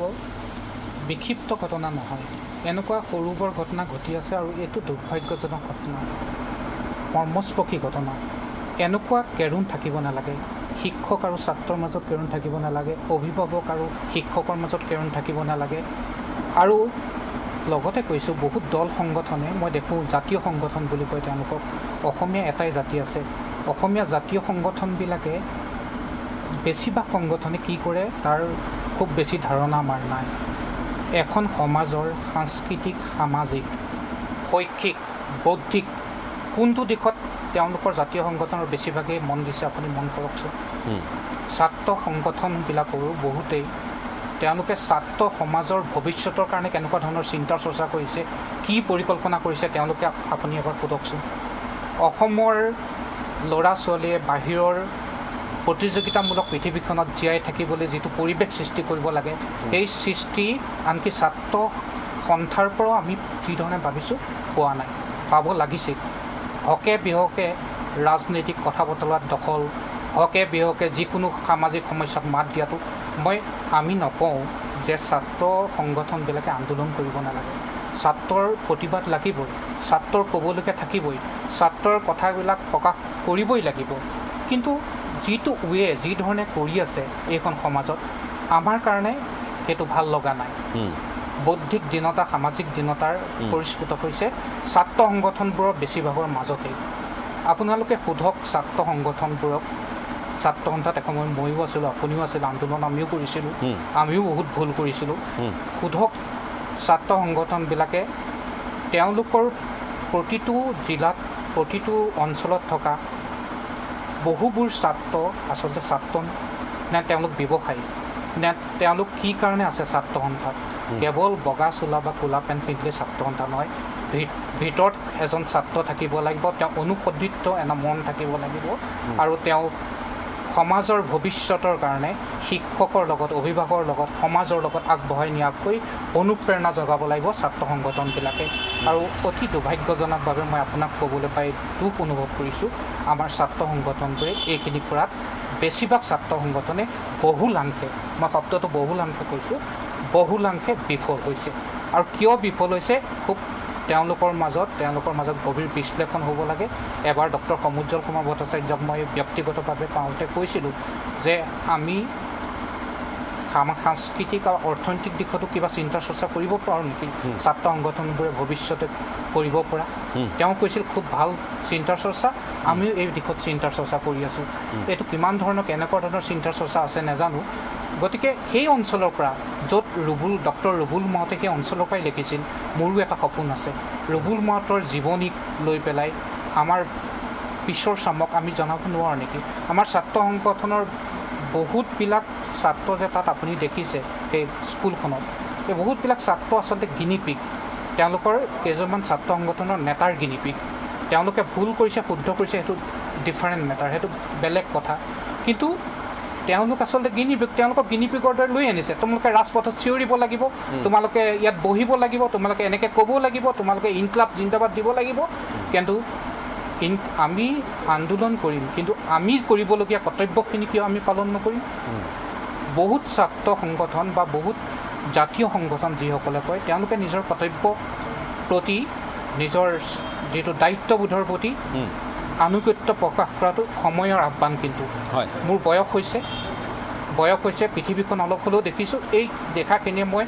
অনুৰোধ কৰিছোঁ, মোক কাকো উপদেশ দিয়াৰ ধৃষ্টতা নাই, অনুৰোধ কৰিছোঁ ছাত্ৰ সংগঠনবোৰে নিজৰ মৌলিক ভিতৰখনত এটা পৰিৱৰ্তন কৰক। ছাত্ৰ সংগঠনৰ নামত দাদাগিৰি কৰা, চান্দা তোলা, চান্দা সংস্কৃতি, দুষ্কৃতি গঢ়ি তোলা কামবিলাক আপোনালোকে বন্ধ কৰক। আৰু দেখিব আপোনালোকৰ প্ৰতি মানুহৰ লাহে লাহে যেনেকৈ বিশ্বাস নাইকিয়া হৈছে, সেই বিশ্বাসটো আকৌ উভতি আহিব যেতিয়া মানুহ। ঠিক আছে, মই আকৌ আপোনাৰ কাষলৈ আহিম। অকণমান অসুবিধা বোধহয় সৃষ্টি হৈছে। যে কি নহওক, তেখেতে স্পষ্টভাৱে কথাখিনি কৈছে। মই আকৌ এবাৰ অপৰ্ণা দেৱী বাইদেউ আপোনাৰ কাষলৈ আহিছোঁ। এতিয়া কথাখিনি হৈছে যে আমি এটা সময় আমাৰ নিজৰ আমি যিসকল আমাৰ সহপাঠী সেইসকলক সাঙুৰি ক'ব খুজিছোঁ যে আমি যেতিয়া বিদ্যালয়ত পঢ়িছিলোঁ, আমি ছেকেণ্ডেৰীৰ আগত বিদ্যা এই কথাখিনি আমি দেখিছিলোঁ। পিছলৈ বাৰু আইন আহিল, সংশোধন হ'ল, এইবোৰ নাইকিয়া হ'ল। তাৰপিছত আমি শিক্ষকসকলক যেতিয়াই দেখোঁ, য'তেই দেখোঁ, বাটে পথে দেখিলেও আমি তেওঁলোকৰ প্ৰতি ইমান বেছি তেওঁলোকৰ আনুগত্য প্ৰকাশ কৰিছিলোঁ। আৰু তেওঁলোকক আমি যিহেতু ভগৱান সদৃশ আমি সেই সময়ত জ্ঞান কৰিছিলোঁ, আৰু তেওঁলোকে যেন ভুল কাহানিও কৰিবই নোৱাৰে, এনে এটা ধাৰণা আমাৰ মন মগজুত থিতাপি লৈছিল। আমি চাইকেল চলাই গৈ থাকোঁতেও আমি বাটত দেখোঁতে নামি দিছিলোঁ। সেই পৰিৱেশ এতিয়া বাৰু সেই পৰিৱেশো নাই। এতিয়া বন্ধুৰ দৰে আচৰণ বহু শিক্ষক শিক্ষয়িত্ৰীয়ে কৰে, ছাত্ৰ ছাত্ৰীৰ সৈতে বন্ধুৰ দৰে কথা বতৰা পাতে, যাৰ বাবে তেওঁলোকো লাভান্বিত হৈছে, তাতো কোনো সন্দেহ নাই। কিন্তু কথাটো হৈছে ইমানবোৰ এনেধৰণৰ এটা পৰিৱেশৰ মাজত আমি কথা বতৰাবোৰ পাতি থাকোঁতে আমি দেখোঁ যে এই ছাত্ৰ সমাজে ক'ৰবাত নহয় ক'ৰবাত তেওঁলোকৰ এটা নিজৰ কাৰণে নিৰ্ণায়ক নিশ্চয় ভূমিকা কিছু ল'ব লাগিব। আৰু তেওঁলোকক মাৰ্গদৰ্শন কৰিবলৈ সদৌ অসম ছাত্ৰ সন্থাৰ দৰে বাকী সংগঠনসমূহ আগুৱাই আহিব লাগিব। সৌসিদিনা এই ষ্টুডিঅ'ৰ মাজত আমি আলোচনা কৰিবলগীয়া হৈছে যে UPSCত এইবাৰ আমাৰ এজন, যিটো পাৰ্থপ্ৰদীপ বৰায়ো কৈছে যে UPSCত এজন, সেই বিষয়বোৰক লৈ আমাৰ কথা বতৰা চিন্তা ভাৱনা নাই। সেই আমাৰ যে IAS IPSও আমাক লাগে, এই এটা ছিষ্টেম চলাবলৈ, প্ৰশাসন যন্ত্ৰ চলাবলৈ, সেই কথাখিনিও আমি কাৰোবাৰ মন মগজুত আমি আজিলৈ ভালকৈ সোমোৱাই দিব পৰা নাই, অনুভৱ হয়। লগতে আমি দেখিছোঁ যে নেতা হ'লেহে যেন সকলো হয়, আৰু নেতা হ'লেহে আমি যে সমাজখনত এটা ভাল এখন আসন, ভাল কিছু দায়িত্ব পাম, তেনেধৰণৰ বা ভাল এটা আমাৰ ভৱিষ্যতৰ কেৰিয়াৰ হ'ব, তেনেধৰণৰ অনুভৱ একাংশই কৰিবলৈ লৈছে, যাৰ প্ৰতিফলনেই বোধ হয় এইবোৰ ঘটনা। গতিকে আপোনাৰ এই বিষয়টোত আপোনাৰ টিপ্পনী অকণমান জানিব খুজিম। আপোনাৰ কথাখিনি শুনি মোৰ এটা কথা ক'বলৈ মন গৈছে। মোৰ কথা নহয়, মই পঢ়িছোঁ, এগৰাকী বিখ্যাত মনীষীয়ে কৈছিলে যে বিদ্যালয়বোৰ হৈছে সমাজৰ ক্ষুদ্ৰ সংস্কৰণ। গতিকে সমাজত যিবোৰ ঘটনা ঘটে তাত ভালো থাকিব, বেয়াও থাকিব, সেই সকলোবিলাকৰ প্ৰতিফলন বিদ্যালয়ত ঘটে। এতিয়া মই বিদ্যালয়ৰ লগত জড়িত কাৰণে মই বিদ্যালয়ৰ কথা কৈছোঁ, শিক্ষা অনুষ্ঠান বুলি আমি ক'ব পাৰোঁ। এতিয়া আমাৰ সমাজখন যি পথে যায়, সেই সমাজখনে যোৱা পথটিৰ পৰা আমি শিক্ষাৰ্থীসকলক বা ছাত্ৰ ছাত্ৰীসকলক আঁতৰাই আনিব নোৱাৰোঁ। সেই সমাজৰ প্ৰভাৱ তেওঁলোকৰ ওপৰত পৰিবই। এই যে কিছুমান কথাত যে আমি উজুতি খাবলগীয়া হয় ছাত্ৰসকলক লৈ, আমিও তেনেকৈ শিক্ষকসকলে আচলতে কিছুমান ক্ষেত্ৰত উজুতি খাওঁ, কাৰণ আমি সেইখন একেখন সমাজৰে বাসিন্দা, য'ত আমাৰ ছাত্ৰ ছাত্ৰীও আছে আৰু আমিও আছোঁ। গতিকে এই যে ঘটনাবোৰ ঘটি গৈছে বা আগলৈও ঘটিব পাৰে বুলি আমি ভাবোঁ, সেইবিলাকৰ মূলতেই হৈছে আমাৰ এই বহল সমাজখনৰ এটা প্ৰভাৱ। আৰু সেই প্ৰভাৱবোৰ আচলতে নাইকিয়া কৰিবৰ কাৰণে এনেকুৱা কথা নহয় যে শিক্ষকসকলে সকলো দায়িত্ব ল'ব লাগিব, তেনেকুৱা কোনো কথা নহয়। আমি সকলোৱে মিলি আচলতে আমাৰ সমাজখন আচলতে প্ৰথমতে ঠিক কৰিব লাগিব, আৰু তাৰ কাৰণে আমি আগবাঢ়ি আহিব লাগিব। আৰু এনেকুৱা কথাও নহয় যে শিক্ষকে নোৱাৰে, অকল ছাত্ৰ সংগঠনে কৰিব পাৰিব, তেনেকুৱা কথাও নহয়। যে তাত সকলো মানুহে সকলো দিশৰ পৰা আচলতে আমি কথাবোৰ শুধৰাবৰ কাৰণে চেষ্টা কৰিব লাগিব। আমি মাত মাতিব লাগিব, কিছুমান কথাত আমি মাত মাতিব লাগিব, আৰু কিছুমান কথাত আমি মনে মনে প্ৰতিবাদো কৰিব লাগিব। কাৰণ আপুনি জানে, মই জানো, আৰু সকলোৱে জানে যে আমি কিছুমান কথাত যদি আমি কথাবোৰ বঢ়াই যাওঁ, সেই কথাবোৰ বাঢ়ি গৈ পেলাই এটা অন্য ৰূপ লয়গৈ, আৰু সেই অন্য ৰূপটোৱে আমাৰ কাৰণে ক্ষতিকাৰক হয়। গতিকে কিছুমান ক্ষেত্ৰত আমি মনে মনে থাকিও আমি প্ৰতিবাদ সাব্যস্ত কৰিব পাৰিব লাগিব। ঠিক আছে, মই এই বুলিয়ে ভাবোঁ। হয়, মই আকৌ আহিম, আপোনালোকৰ কাষলৈ আহিম। যিহেতু আমি কথা পাতি আছোঁ এনে এটা বিষয়ক লৈ যিটো বিষয় সকলোকে জোকাৰি গৈছে। আজি বৌদ্ধিক সমাজেই নহয়, সাধাৰণ লোকেও আজি এই কথাবোৰ লিখিছে, আৰু লগতে প্ৰশ্ন উত্থাপন কৰিছে জাতীয় সংগঠন, ছাত্ৰ সংগঠন সকলোৰে ওপৰত। আজি শংকৰজ্যোতি বৰুৱা ইয়াত আছে, শংকৰেও ক'ব কিছু কথা কৈছেও ইতিমধ্যে। তেখেতেও লজ্জাবোধ কৰিছে বিষয়টোক লৈ, শিক্ষয়িত্ৰীগৰাকীৰ ওচৰত তেখেতেও ক্ষমা বিচাৰিছে। আৰু বাকী যিসকলে এই বিষয়টোক লৈ এতিয়া ন সংযোজন কৰিব খুজিছে, আমি ভাবোঁ যে এই বিষয়টোৰ এতিয়াই আমি শেষ কৰাটো ভাল হ'ব সমাজখনৰ হিতত। অৰ্থাৎ আমি কি শেষ কৰাৰ কথা আমি বিচাৰিছোঁ? আমি বিচাৰিছোঁ সকলোৱে পণ লোৱাটো, যাতে এনেধৰণে আৰু ঘটনা সংঘটিত নহওক। আৰু সদৌ অসম ছাত্ৰ সন্থাই হওক বা আন সংগঠনসমূহেই হওক, এনেধৰণৰ যিসকলে স্থানীয়ভাৱে সংগঠনৰ নাম ডুবাইছে, তেওঁলোকৰ ক্ষেত্ৰত অকণমান চিন্তা কৰক। আজি সদৌ অসম ছাত্ৰ সন্থাই সাহস দেখুৱাই এটা পদক্ষেপ লৈছে, সমালোচিত হৈছে স্থানীয় একাংশ লোকৰ দ্বাৰা, সেই কথাও আমি অৱগত হৈছোঁ। কিন্তু সাহস দেখুৱাইছে, সাহস বাকী সকলো দেখুৱাওক। কাৰণ সদৌ অসম ছাত্ৰ সন্থাৰ দৰে সংগঠনক সাৰ পানী যোগোৱা বুলিয়ে শক্তি যোগাইছিল এটা সময়ত একাংশ শিক্ষকে, একাংশ শিক্ষাগুৰুৱে। এই কথাখিনি আমি পাহৰি যাব নালাগিব। আজিও তেওঁলোকৰ পৰামৰ্শদাতা একাংশ শিক্ষক। গতিকে এই কথাখিনিও আমি মনত ৰাখিব লাগিব। এই কথাবোৰ আমি পাতিম, পাঠক ছাৰৰ কাষলৈ আহিম, বাকীসকলৰ কাষলৈও যাম। আমি কথা পাতিবলগীয়া হৈছে আজি যিহেতু শিক্ষকক অপদস্থ কৰা এটা বিষয়ক লৈ আলোচনা কৰিবলগীয়া হৈছে। আমি পোনতে কৈছিলোঁ যে আজি গুৰুজনাৰ জন্ম জয়ন্তী, মহাপুৰুষ শ্ৰীমন্ত শংকৰদেৱ আৰু তেওঁৰ প্ৰিয় শিষ্য মাধৱদেৱৰ যি সম্পৰ্ক কোৱা হৈছিল মণিকাঞ্চন সংযোগ বুলি কোৱা হৈছিল। আৰু গুৰু শিষ্যৰ এনেহেন এক উদাহৰণ প্ৰতিষ্ঠিত এখন ৰাজ্য অসম মুলুকত আজি গুৰু শিষ্যৰ আমি শেহতীয়া ঘূণে ধৰা সম্পৰ্কক লৈ কথা পাতিবলগীয়া হৈছে। তাৰ লগতে শিক্ষাগুৰুৱে সাষ্টাংগে প্ৰণাম কৰি প্ৰণিপাত জনাই ক্ষমা ভিক্ষা কৰাটো কাৰো আচলতে সহ্য হোৱা নাই, কোনেও অন্তৰৰ পৰা মানি ল'ব পৰা নাই। এই বিষয়খিনি আমি সেয়েহে আজি আলোচনাৰ মাজলৈ আনিছোঁ যে তেওঁৰনো ভুল ক'ত হ'ল, কি বাবে, কি কাৰণত তেওঁ এনেধৰণে এটা হঠাৎ সিদ্ধান্ত ল'বলগীয়া হ'ল, বা তেওঁ কোনোবাই জোৰ কৰিছিল নেকি, বা তেওঁ আঁঠু কাঢ়িম নেকি বুলি কোৱাৰ পিছত কোনোবাই মৌন হৈ থাকি সন্মতি প্ৰদৰ্শন কৰিছিল নেকি, লগতে তাত থকা ছাত্ৰ নেতাই হওক, শিক্ষক সমাজেই হওক, তেওঁ সেই বুলি কোৱাৰ পিছত তেওঁক বাধা কিয় নিদিলে, এই প্ৰশ্নখিনিও কিন্তু একে সময়তে উত্থাপন হৈছে। তেওঁ চৰম অস্বস্তি মাজত, চৰম তেওঁ দুদুল্যমান অৱস্থাত তেওঁ এই কামখিনি যে কৰিবলৈ বাধ্য হ'ল, সেইটো আমি আজি অনুভৱ কৰিছোঁ। মই শংকৰজ্যোতি বৰুৱা শেষবাৰৰ কাৰণে আহিছোঁ। গোটেই বিষয়টো আমি কথা যথেষ্টখিনি আলোচনা কৰিছোঁৱেই ইতিমধ্যে। যি কি নহওক, এতিয়া আপোনালোকেও ছাত্ৰ সন্থাৰ মজিয়াখনক এনেধৰণৰ কলুষতাৰ পৰা আঁতৰাবৰ কাৰণে আপোনালোকে বিগত দুলীয়াজান অধিৱেশনত কেতবোৰ সংস্কাৰমুখী আপোনালোকে নীতিৰ কথা কৈছিল। এতিয়া এই যে ছাত্ৰ হৈ নথকা মানুহবোৰো আজি যে ছাত্ৰ নেতা আমি যিবোৰ যেনেধৰণে দেখিছোঁ, ঠাই বিশেষে আঞ্চলিক সমিতিত হওক, জিলা সমিতিত হওক, ব্যৱসায়ীও হৈ আছে কোনোবা, এই কথাবোৰ হৈ আছে। প্ৰশ্ন কৰিছে যে তেওঁলোকৰ এই বিলাসী জীৱনৰ আঁৰৰ কথাবোৰ কি, এনেধৰণৰ প্ৰশ্নও উত্থাপন হৈছে। গতিকে ৰাজনৈতিক দলক যেনেধৰণে আপোনালোকে অনিয়ম, দুৰ্নীতি ইত্যাদি কৰাৰ সময়ত আপোনালোকে সমালোচনা কৰে, ক'ৰবাত আত্মসমালোচনা কৰিবলগীয়া এটা পৰিৱেশৰ সূচনা হৈছে নেকি? এই ঘটনাই আপোনালোকক এতিয়া সেই কথাবোৰ ভাবিবলৈ বাধ্য কৰিছে নেকি? নিশ্চিতভাৱে আচলতে এই সময়ত ৰাইজে যিবিলাক ধনাত্মকভাৱে সমালোচনা কৰিছে, সেই সমালোচনাৰ পৰা আমি শিক্ষা ল'বৰ কাৰণে আমি যথেষ্ট চেষ্টা কৰিছোঁ। আৰু সেই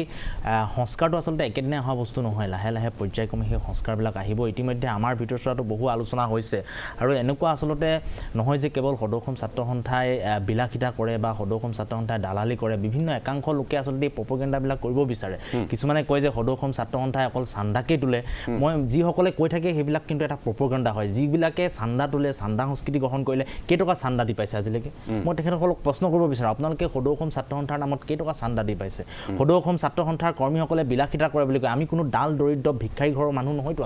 আমি যে বিলাসিতা কৰিব নোৱাৰিম, ময়ো এখন ভাল ঘৰৰ পৰা আহিছোঁ, মোৰ মা দেউতা আছে, মোৰ মা দেউতাই আগবঢ়াই দিছে। এনেকুৱা কথা নহয় যে কেৱল সদৌ অসম ছাত্ৰ সন্থা কৰিহে আমি কিবা বিলাসিতা কৰিছোঁ। মই যেতিয়া বিদ্যালয়লৈ গৈছিলোঁ, তেতিয়া মই বিদ্যালয়লৈ যাবৰ কাৰণে মোক দেউতাই বাইক এখন যোগাৰ কৰি দিছিল। সেইবুলি মোৰ যুৱ উশৃংখলতা বা মই সমাজৰ পৰা বিচলিতটো হৈ যোৱা নাই। সদৌ অসম ছাত্ৰ সন্থা ডাল দৰিদ্ৰ সংগঠনটো নহয়। সদৌ অসম ছাত্ৰ সন্থাই আমি ভাল ছাত্ৰৰ এটা সপোন কি থাকে? এজন ছাত্ৰৰ সপোন হৈছে এযোৰ ভাল সাজ পোছাক পিন্ধি বিদ্যালয়খনলৈ যোৱা, বিদ্যালয়ৰ পৰা শিক্ষা গ্ৰহণ কৰা। গতিকে আমি এযোৰ ভাল পোছাক আমি পিন্ধি পেলাই থাকিবৰ কাৰণে আমি সদায় চেষ্টা কৰোঁ। কিন্তু আমাক ধনাত্মকভাৱে সমালোচনা কৰক। এতিয়া আজি বহু ঠাইত কৈছে যে বহু ঠাইত আছে ছাত্ৰ সংগঠন, তেওঁলোকে পঢ়া শুনা নকৰি বিভিন্ন ব্যৱসায় কৰিছে। আমি সেইবিলাক পৰ্যায়ক্ৰমে আমি সংস্কাৰ কৰিবৰ কাৰণে আমি চেষ্টা কৰি আহিছোঁ। আৰু এই চান্দা সংস্কৃতি, আমুক, এইবিলাক যিবিলাক কথা কৈ থাকে, এইবিলাক হৈছে এটা প্ৰপগেণ্ডা। যিসকলে প্ৰপগেণ্ডা কৰি সদৌ অসম ছাত্ৰ সন্থাক ঋণাত্মকভাৱে সমালোচনা কৰে, সেইসকলেহে এই কথা বাৰ্তাবিলাক কয়। ধনাত্মকভাৱে সমালোচনা কৰাসকলে সদৌ অসম ছাত্ৰ সন্থাটোক আমাক ফোন কৰি বহুতে পৰামৰ্শ দিয়ে। আমালৈ পত্ৰ লিখা মানুহ আছে যে এইকেইটা ভুল দেখিছোঁ, তোমালোকৰ অঞ্চলবিলাকত এইবিলাক শুদ্ধ কৰা। সেইবিলাক কাম কাজ কিন্তু আমি কৰিবলৈ চেষ্টা কৰিছোঁ। আৰু সদৌ অসম ছাত্ৰ সন্থাই আমি নিজৰ যিবিলাক অঞ্চল, সেই অঞ্চলবিলাকত আমি কি কাম কাজ কৰিছোঁ আমাক ৰাইজে দেখিছে। আমাৰ 100% যে আমাৰ শুদ্ধ সেই কথা নহয়, কিন্তু এটা কথা মই ন দি ক'ব পাৰোঁ, সদৌ অসম ছাত্ৰ সন্থাৰ আমি প্ৰতিগৰাকী কৰ্মীয়ে আচলতে গুৰুক কেনেকৈ সন্মান কৰিব লাগে সেই কথাটো আমি ছাত্ৰ সন্থাৰ কৰ্মীসকলে জানো। কেতিয়াবা এনেকুৱা ধৰণৰ কৰ্মী ওলায়, সেই কৰ্মীসকলক লৈ বা সেই কৰ্মীজনৰ কাৰণে যে গোটেই সংগঠনটোৰ সত্তাটো নষ্ট হৈ যাব, তেনেকুৱা হ'ব নোৱাৰে। আৰু এইটো কথাও আপুনি নিশ্চয় নচ্ছাত কৰিব নোৱাৰে যে হয়, আপুনি কৈছেও নচ্ছাতো কৰা নাই যে একাংশই কৰিছে, আৰু তেওঁলোকৰ পদক্ষেপ আপোনালোকে কেতবোৰ লৈছে যাতে তেওঁলোক সংগঠনত আৰু বেছি দিন তিষ্ঠি থাকিব নোৱাৰে। আমি সেইবিলাক কথা কৈছোঁ। আৰু মই আজি শিক্ষক মোক যদি ছাৰে যিটো কথা ক'লে যে 3জন যদি সন্তান থাকে এজন বদমাছ হ'ব পাৰে, কিন্তু মাক দেউতাকেতো সেইটো শিক্ষা নিদিয়ে। আমিও সদৌ অসম ছাত্ৰ সন্থাই সেইটো শিক্ষা নিদিওঁ। আমাৰ হাজাৰ কৰ্মী আছে। আমি হাজাৰ কৰ্মীক সদায় এটাই কথা কৈ আহিছোঁ যে শিক্ষাগুৰুসকল, মাতৃ পিতৃ আমি একেটা শাৰীতে ৰাখিছোঁ। তেখেতসকলৰ পৰামৰ্শ লৈ সদায় আগবাঢ়ি আগবাঢ়ি গৈছোঁ তাৰ মাজত কেতিয়াবা একাংশ বা কোনোবা দুই এজন বিচলিত হৈছে আমি তেখেতসকলৰ ওপৰত ব্যৱস্থা লৈছোঁ এতিয়া আমি তেখেতসকলক জেলত ভৰাই দিব পৰা আমাৰ শক্তি নাই আমাৰ এখন সংবিধান আছে সংবিধানৰ গণ্ডিৰ ভিতৰত থাকি আমি কাম কাজ কৰিছোঁ চৰম সিদ্ধান্ত বহিষ্কাৰ আপোনালোকে কৰিছে বহিষ্কাৰ কৰিছোঁ আমি চৰম সিদ্ধান্ত আৰু সেই ছাত্ৰকৰ্মীগৰাকীয়ে 20টা বছৰ যিগৰাকী ছাত্ৰকৰ্মীক আজি আমি বহিষ্কাৰ কৰিছোঁ তেখেতে প্ৰায় 20 বছৰমান সদৌ অসম ছাত্ৰ সন্থাক স্কুলীয়া জীৱনৰ পৰা তেখেতে সদৌ অসম ছাত্ৰ সন্থাৰ লগত জড়িত হৈ আছে ত্যাগ স্বীকাৰ কৰিছে তাৰপিছতো আমি কুণ্ঠাবোধ নকৰাকৈ তেখেতক বহিষ্কাৰ কৰিছোঁ কেতিয়াবা মানুহ বিচলিত হয় আৰু সেই কথাটো আমি স্বীকাৰ কৰি লৈছোঁ আৰু এনেকুৱা ধৰণৰ ঘটনা যে সঘনাই হৈ আছে মই তেনেকুৱা মোৰ মনে কৰা নাই হোৱা নাই কাৰণেহে আলোচনা হৈছে মোৰ আচলতে মনত পৰা নাই এইটোৱে প্ৰথম ঘটনা আৰু ময়ো আশা কৰিছোঁ এই ঘটনাটো শেষ হওক কোনো কাৰণে এই ঘটনাটো হ'ব নালাগে আৰু মই পুনৰবাৰ ক্ষমা বিচাৰিছোঁ সদৌ অসম ছাত্ৰ সন্থাক আপোনালোকে সমালোচনা কৰক সদৌ অসম ছাত্ৰ সন্থাক গতি প্ৰদান কৰক আমি এতিয়া বহু বিভিন্ন ধৰণৰ কথা বতৰা আৰম্ভ কৰিছোঁ এতিয়া আমাৰ চাৰিওফালে আমাৰ যি পুলিচ বিষয়াৰ যি পৰীক্ষা অনুষ্ঠিত হ'ব তাৰ কাৰণে আমাৰ এতিয়া কেম্প চলি আছে গোটেই সমগ্ৰ অসমতে ইয়াৰ লগে লগে আমি বিনামূলীয়া পাঠদান কাৰণ শিক্ষকৰ উপস্থিতি নাই বুলি আমি সদায় আন্দোলন কৰি যেতিয়া শিক্ষক নাপাওঁ আমি শ্ৰেণীকোঠাত নিজেও যোৱা নজিৰ আছে বা আমি নিজেও যাওঁ বিশ্ববিদ্যালয়ত পঢ়ি থাকোঁতে আমি এটা মাহ যেতিয়া বন্ধ পাওঁ ঘৰলৈ নগৈ আমি কোনোবা এখন গাঁৱত গৈ আমি তাত কেম্প কৰি স্কুলত থাকি আমি ছাত্ৰ ছাত্ৰীসকলক পঢ়োৱা নিদৰ্শন আছে গতিকে আমি কাম কাজবিলাক কৰিছোঁ আৰু এটা ঘটনাই আপোনালোকৰ যিখিনি ভাল সেইখিনি একেবাৰে নোহোৱা কৰি দিব নোৱাৰে কিন্তু কথাটো হ'ল যে এনেধৰণৰ এটা এই সীমা চেৰাই যোৱা ঘটনাই কিন্তু কলংক যথেষ্ট আমাক অপকাৰ কৰিছে আৰু আপোনালোককে নহয় বাকী সংগঠনসমূহকো অপকাৰ কৰিছে গতিকে এইবোৰ ঘটনাই শেষ ঘটনা হওক সেইটো আমি বিচাৰিছোঁ মই দয়ানন্দ পাঠক ছাৰ আপোনাৰ কাষলৈ আহিছোঁ শেষত আপুনি এই গোটেই বিষয়টোক লৈ কেনেধৰণে আমাৰ কথাটো হৈছে কি আমাৰ অলপ আগতে জাতীয় চিন্তাৰ কথাটো অলপ আহিছিলে এই ক্ষেত্ৰত মই এটা কথা ক'ব খুজিম যে কোনোবাই জাতীয় চিন্তা কৰিছে নে নাই সেইটো কথা কিন্তু মোৰ কাৰণে বৰ এটা সন্দেহজনক মোৰ কাৰণে খুব সন্দেহ কৰোঁ মই আজিকালি ডক্টৰ বাণীকান্ত কাকতে 50 চনতে কৈ গৈছে যে অসমীয়া মানুহে জাতিগত চিন্তা কৰিবলৈ এৰিছে এজন শিক্ষকক সন্মান কৰাটো শিক্ষকক আগস্থান দিয়াটো আমাৰ এটা জাতিগত চিন্তা হোৱাটো উচিত আছিল কিন্তু আমি এইটো কৰা নাই আৰু এটা কথা এই ক্ষেত্ৰত মই কোৱাটো উচিত বুলি মই ভাবিছোঁ যে আমি শিক্ষক ছাত্ৰ এটা খুব ডিভিজন এটা কৰি আছোঁ কিন্তু মই ডিভিজনটো ঠিক কৰিব খোজা নাই ডিভিজনটো এইকাৰণে কৰিব খোজা নাই কাৰণ কি আজিৰ এই যিটো পৰিৱৰ্তনৰ ধামখুমীয়া যিখন আমাৰ সমাজ আমি এখন আছে এইখন সমাজত কিন্তু কোন শিক্ষক কোন ছাত্ৰ ধৰা বৰ মুস্কিল হৈ গৈছে আমাৰ কাৰণে আনকি আজি ইউনিভাৰ্চিটি গ্ৰাণ্টছ কমিশ্যনৰ নিচিনা এটা সৰ্ববৃহৎ সংগঠনে শিক্ষক বুলি ক'ব নোখোজে তেওঁলোকে আৰু ছাত্ৰ বুলি ক'ব নোখোজে এই শব্দটো তেওঁলোকে মুচি পেলাইছে যে ষ্টুডেণ্ট বুলি ক'ব নোখোজে আনকি শিক্ষক বুলি ক'ব নোখোজে শিক্ষকক কৈছে ফেচিলিটেটাৰ তুমি ফেচিলিটেটাক দিব লাগে এইবুলিয়ে কৈছে আৰু শিক্ষকক কৈছে ইউজাৰ ঠিক তেনেকৈ তেওঁলোকে ওলাইছে আৰু এটা কথা মই কৈছোঁ কি এই ক্ষেত্ৰত যে মোৰ ব্যক্তিগত ধাৰণা আপোনাৰো এইটো ধাৰণা হ'ব সকলোৰে এইটো ধাৰণা যে শিক্ষক কোন ছাত্ৰ কোন আজিকালি ধৰা বৰ মুস্কিল হৈ পৰিছে এইকাৰণে যে ছাত্ৰসকল যাক আমি ছাত্ৰ বুলি কৈ আছোঁ তেওঁলোক আমাৰ কৈ কিন্তু বহুত ক্ষেত্ৰত বহুত আগবঢ়া এনে কিছুমান ক্ষেত্ৰ আছে তেওঁলোক বহুত আগবাঢ়ি আছে আমাতকৈ আজি ডিজিটেল টেকন'লজিকত we must learn from them মোৰ মোবাইলটো যদি বেয়া হয় মই কাক দেখুৱাম মোৰ ছাত্ৰজনক দেখুৱাম সি কিন্তু মোক তেতিয়া গালি এটা পাৰিব ছাৰ আপুনি সেইটো নাজানে হয় না কথাটো এই যিটো শিক্ষাগত গতিকে তেওঁলোক বহুত আগবাঢ়ি গৈছে গতিকে মই ভাবোঁ যে ছাত্ৰ শিক্ষকৰ মাজত এটা সুন্দৰ এটা বন্ধুত্ব ভাৱ থকাটোৱে আমাৰ কাৰণে ছাত্ৰ শিক্ষক যে কোনোবা চুপিৰিয়ৰ কোনোবা ইনফিৰিয়ৰ এই কথাটো নহয় মানে দে আৰ আৱাৰ কম্পেনিয়ন যদি আমি সেইটো লেভেললৈকে আমি আমাৰ সম্পৰ্কটো লৈ যাব পাৰোঁ তেতিয়া মই ভাবিম যে আমাৰ সমাজখন আচলতে সঠিক পথত আগবাঢ়িছে নহ'লে আগ নাবাঢ়ে আৰু এই ঘটনাটো যদিও এটা চলিদাৰী ঘটনা এনে ঘটনা কিন্তু অসমত আগতে ঘটা নাই সেইকাৰণেহে আলোচনাৰ বিষয় আমি পাতিবলগীয়া আছে যে এই কথাটো শেষ কৰিব লাগিব এইটো ঘটনা শেষ হ'ব লাগিব কিন্তু এই কথাটো মই লগতে মই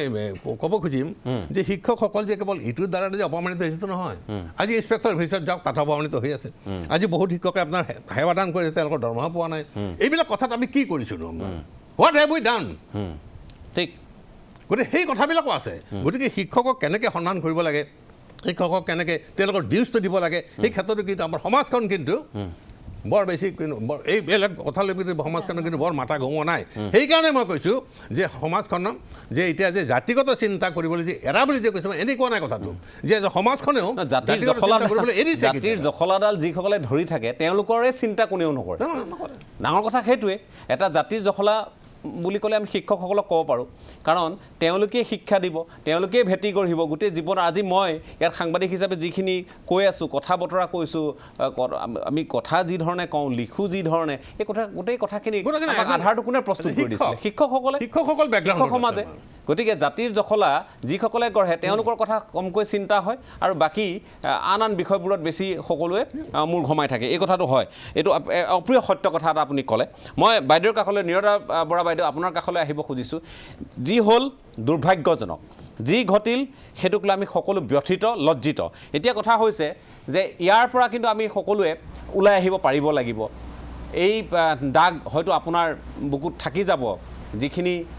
ইতিমধ্যে আপুনি সকলোৱে আমি কৈছোঁ যে আপুনি অপদস্থ হৈছে ক্ষমা কৰিব আৰু আপোনাক অপমান কৰা হৈছে এই বেদনা হয়তো আপোনাৰ বুকুত সদায় থাকি যাব কিন্তু কথাটো হ'ল যে আপুনি এগৰাকী শিক্ষক আপুনি এগৰাকী অভিভাৱক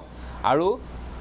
ক্ষমাই মানুহক মহিয়ান কৰি তোলে ছাত্ৰ সন্থাৰ সাধাৰণ সম্পাদকগৰাকীয়ে ইয়াৰ পৰা ক্ষমা খুজিছে বাকীসকলেও আজি ক্ষমা খুজিছে তেওঁলোকে ভুল কৰিছে এই কথাও সত্য কিন্তু কথাটো হ'ল আপুনি যিহেতু কৈ আহিছে বাৰম্বাৰ যে বৃহত্তৰ স্বাৰ্থৰ খাতিৰত আপুনি ক্ষুদ্ৰ স্বাৰ্থ সদায় পৰিত্যাগ কৰি আহিছে এই বিদ্যালয়খনৰ কাৰণে আপুনি মাটি বাৰীৰ কাম কৰাৰ পৰা সকলো কাম কৰি আজি প্ৰায় ২৬-২৭টা বছৰে আপুনি যথেষ্টখিনি সেৱা আগবঢ়াই আহিছে আজিৰ তাৰিখতো আপুনি হোষ্টেল আপুনি তদাৰক কৰে ছোৱালীৰ ছাত্ৰীসকলৰ হোষ্টেল আপুনি তদাৰক কৰে যিমান দূৰ আমি অৱগত হৈছোঁ আপুনি কৈছে যে আপোনাৰ সাংবাদিক আহিলে মইনো বহিবলৈ ক'ত দিম মোক কৈছিল আপুনি গতিকে মই বুজিব পাৰিছোঁ যে আপুনি কি পৰ্যায়লৈ ত্যাগ কৰিছে সেই কথাখিনি বুজি পাইছোঁ কিন্তু শেষত এই গোটেই বিষয়টো যিহেতু ক'ৰবাত নহয় ক'ৰবাত শেষ হ'ব লাগিব এই বিষয়টোক লৈ আৰু অধিক যাতে মানুহে আন দিশত চৰ্চা কৰিব নোৱাৰে আৰু লগতে সমাজখনৰ অন্যতম এডাল জখলা হিচাপে আপুনি যাতে সদায় সেই অঞ্চলটোত জিলিকি থাকিব পাৰে তাৰ বাবে অনাগত সময়ত আপোনাৰ ভূমিকা কি হ'ব লগতে এই ছাত্ৰ ছাত্ৰীসকল আপুনি আপোনাৰ মৰমৰ ছাত্ৰ ছাত্ৰী বুলি যাক সম্বোধন কৰিছে প্ৰাক্তন হওক বৰ্তমান হওক তেওঁলোকক আপুনি কি ক'ব খুজিব শেষত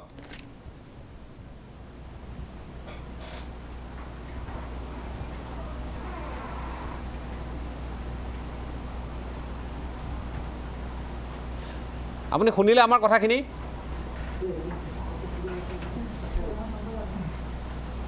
আপুনি শুনিছে নিৰদা বাইদেউ আপুনি আমাৰ কথাখিনি শুনিছে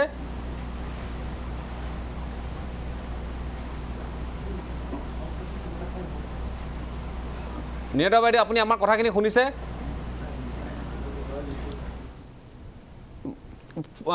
তেওঁ শুনা নাই এবাৰ আকৌ সংযোগ স্থাপন কৰক তেওঁ বুজা নাই শুনা নাই মই পাৰ্থপ্ৰদীপ বৰা আপোনাৰ কাষলৈ আহিছোঁ শেষত এই গোটেই বিষয়টোত আপোনাৰ পৰা শেষ মন্তব্য বিচাৰিছোঁ আমি সামৰিব লাগিব আমি যোগাত্মক চিন্তাৰে সামৰণি মাৰিব বিচাৰোঁ ভৱিষ্যতে ছাত্ৰ সংগঠনবিলাকৰ মানৱিক শক্তি আছে গতিকে আমাৰ সদৌ অসম ছাত্ৰ সন্থাৰ মাননীয় সাধাৰণ সম্পাদকে তেখেতে যিকেইষাৰ কথা কৈছে আমাৰ প্ৰত্যয় জন্মিছে যে এই আণৱিক শক্তিক আমি ভাল কামত সমাজখনৰ উন্নতিৰ কাৰণে ভৱিষ্যতে ব্যৱহাৰ কৰিম আৰু সকলোৱে শিক্ষক ছাত্ৰই নহয় সমাজখনৰ উন্নতিৰ কাৰণে চিন্তা কৰিব বুলি ভৱিষ্যতৰ কাৰণে চিন্তা কৰিব বুলি আশা কৰিছোঁ আৰু আমি সকলোৱে হাতত হাত ধৰি অনাগত ভৱিষ্যতৰ কাৰণে সপোন দেখিম ধন্যবাদ হয় ঠিক আছে মই আপোনাক ধন্যবাদ জ্ঞাপন কৰিছোঁ মই অপৰ্ণা দেৱী বাইদেউ 30 ছেকেণ্ডমান পাম তেখেতৰ কাষলৈ যাব লাগিব 30 ছেকেণ্ডমান পাম শেষত কি ক'ব মই নিৰদা বাইদেউক এই মঞ্চৰ পৰা জনাব বিচাৰিছোঁ যে আমি আপোনাৰ দুখত সমভাগী আপোনাৰ অন্তৰত আপুনি যি দুখ পাইছে তাৰ বহিঃপ্ৰকাশ আপুনি ইমান সুন্দৰকৈ কৰিছে যে তাক আমি ভাষাৰে প্ৰকাশ কৰিব নোৱাৰোঁ আপুনি ইমান ধীৰ স্থিৰভাৱে কথাবোৰ কৈছে আৰু সেই কথাবোৰ আপুনি গোটেই ঘটনাটোৰ প্ৰতিক্ৰিয়া যি ধৰণে কৰিছে সেইটো আমাৰ বাবে আচলতে এটা শিক্ষা আমি সেই কথাটো আপোনাৰ কথাখিনিৰ পৰাই মই আজি আৰু বহু কথা নতুনকৈ চিন্তা কৰিব পাৰিছোঁ আৰু লগতে এই কথাও মই আপোনাক জনাব বিচাৰিছোঁ যে আপুনি আপোনাৰ সেই মৰমৰ ছাত্ৰসকলক নিশ্চয় ক্ষমা কৰি দিব আৰু ক্ষমা কৰিব এই কাৰণেই যে অভিভাৱকসকলে কেতিয়াও নিজৰ সন্তানক এনেকুৱা আচৰণ কৰিবৰ কাৰণে আগবঢ়াই নিদিয়ে আৰু সেই সকলো কথাৰ আৰম্ভণি ক'ত হৈছে আমি আচলতে বিচাৰি উলিয়াব লাগিব আৰু লগতে আপোনালোককো মই অনুৰোধ কৰিছোঁ এই চেনেলৰ পৰা মই আপোনালোকক অনুৰোধ কৰিছোঁ বাৰে বাৰে সেই দৃশ্যটো আপোনালোকে আৰু দেখুৱাই নাথাকিব সেই দৃশ্যই তেখেতে বাইদেৱে হয়তো বেয়া পোৱা নাই তেখেতক সেইকাৰণে মই কৈছোঁ তেখেতৰ প্ৰতিক্ৰিয়া ইমান সুন্দৰকৈ প্ৰকাশ কৰিছে কিন্তু আমি সেই প্ৰতিক্ৰিয়া আমি সেই দৃশ্য দেখি আৰু ব্যথিত হওঁ আমি মই তেখেতৰ কাষলৈ যাওঁ গতিকে মই ধন্যবাদ জ্ঞাপন কৰিছোঁ মই নিৰতা বাইদেউ আপুনি আমাৰ কথা শুনিছে এতিয়া শুনিছে ঠিক আছে মই আপোনাক এইটোৱে ক'ব খুজিছোঁ যে আজি আপুনি যিখিনি দুখ পাইছে অন্তৰত সেইখিনি হয়তো আপুনি ঘপককৈ আপুনি মচিব নোৱাৰিব আমি বুজিব পাৰিছোঁ যে এটা দুখ আপোনাৰ যি ধৰণৰ বেদনা আপুনি পাইছে সেইখিনি আমি অনুভৱ কৰিব পাৰিছোঁ কিন্তু একে সময়তে আমি দেখিছোঁ যে এই বিষয়টোক বহুতে আন দিশে লৈ যোৱাৰ এটা প্ৰয়াস কৰিব বোধ হয় অনাগত সময়ত লগতে আমি এই কথাও দেখিছোঁ যে আপুনি এতিয়াও আজিৰ তাৰিখতো নিজৰ যিসকল ছাত্ৰ ছাত্ৰী তেওঁলোকক মৰমৰ ছাত্ৰ ছাত্ৰী বুলিয়ে সম্বোধন কৰিছে প্ৰাক্তন হওক বৰ্তমানৰ হওক আমি জানো যে 1995 চনৰ পৰা আপুনি এই বিদ্যালয়খনৰ বাবে মাটি বাৰীৰ কাম কাজৰ পৰা বিদ্যালয়খন গঢ় দিয়াক লৈ প্ৰত্যেকটো ক্ষেত্ৰত আপুনি নিজকে নিয়োজিত কৰি আহিছে সমৰ্পিত কৰি আহিছে আজিৰ তাৰিখতো আপুনি এতিয়া এখন ছিনিয়ৰ ছেকেণ্ডেৰী হোৱাৰ পিছত আপুনি বোধহয় এটা নিয়মীয়া পাৰিতোষিক আপুনি পাব ইয়াৰ পূৰ্বে আপুনি নামমাত্ৰ হয়তো বিদ্যালয় পৰিচালনা সমিতিয়ে বা যেনেকৈ নহওক যি পাব লাগিছিল হয়তো পাইছিলে মই নাজানো ভালকৈ পাইছিল নে কম হৈছিল বেছি হৈছিল নাজানো কিন্তু আপুনি এটা সেৱা আগবঢ়াইছে আপুনি এটা ত্যাগ কৰি আহিছে বিদ্যালয়খনৰ বাবে এতিয়া কথাটো হ'ল যে আপুনি আজিৰ তাৰিখত ছাত্ৰীসকলৰ হোষ্টেলৰ আপুনি তদাৰক কৰে আপুনি জনাইছিল যে আমাৰ সাংবাদিক গ'লে ক'ত বহিবলৈ দিব কি কৰিব সেই কথাখিনি আপুনি মোক জনাইছিল যে ঠাই এডোখৰ নাই গতিকে আপোনাৰ ত্যাগৰ যিটো সীমা সেইটো আমি অনুভৱ কৰিব পাৰিছোঁ গতিকে গোটেই বিষয়টো যাতে ইয়াতে নিষ্পত্তি হয় সেই সন্দৰ্ভত আপুনি শেষত কি ক'ব খুজিব যিসকলে আপোনাক অপদস্থ কৰিলে তেওঁলোকক আপুনি কি ক'ব খুজিব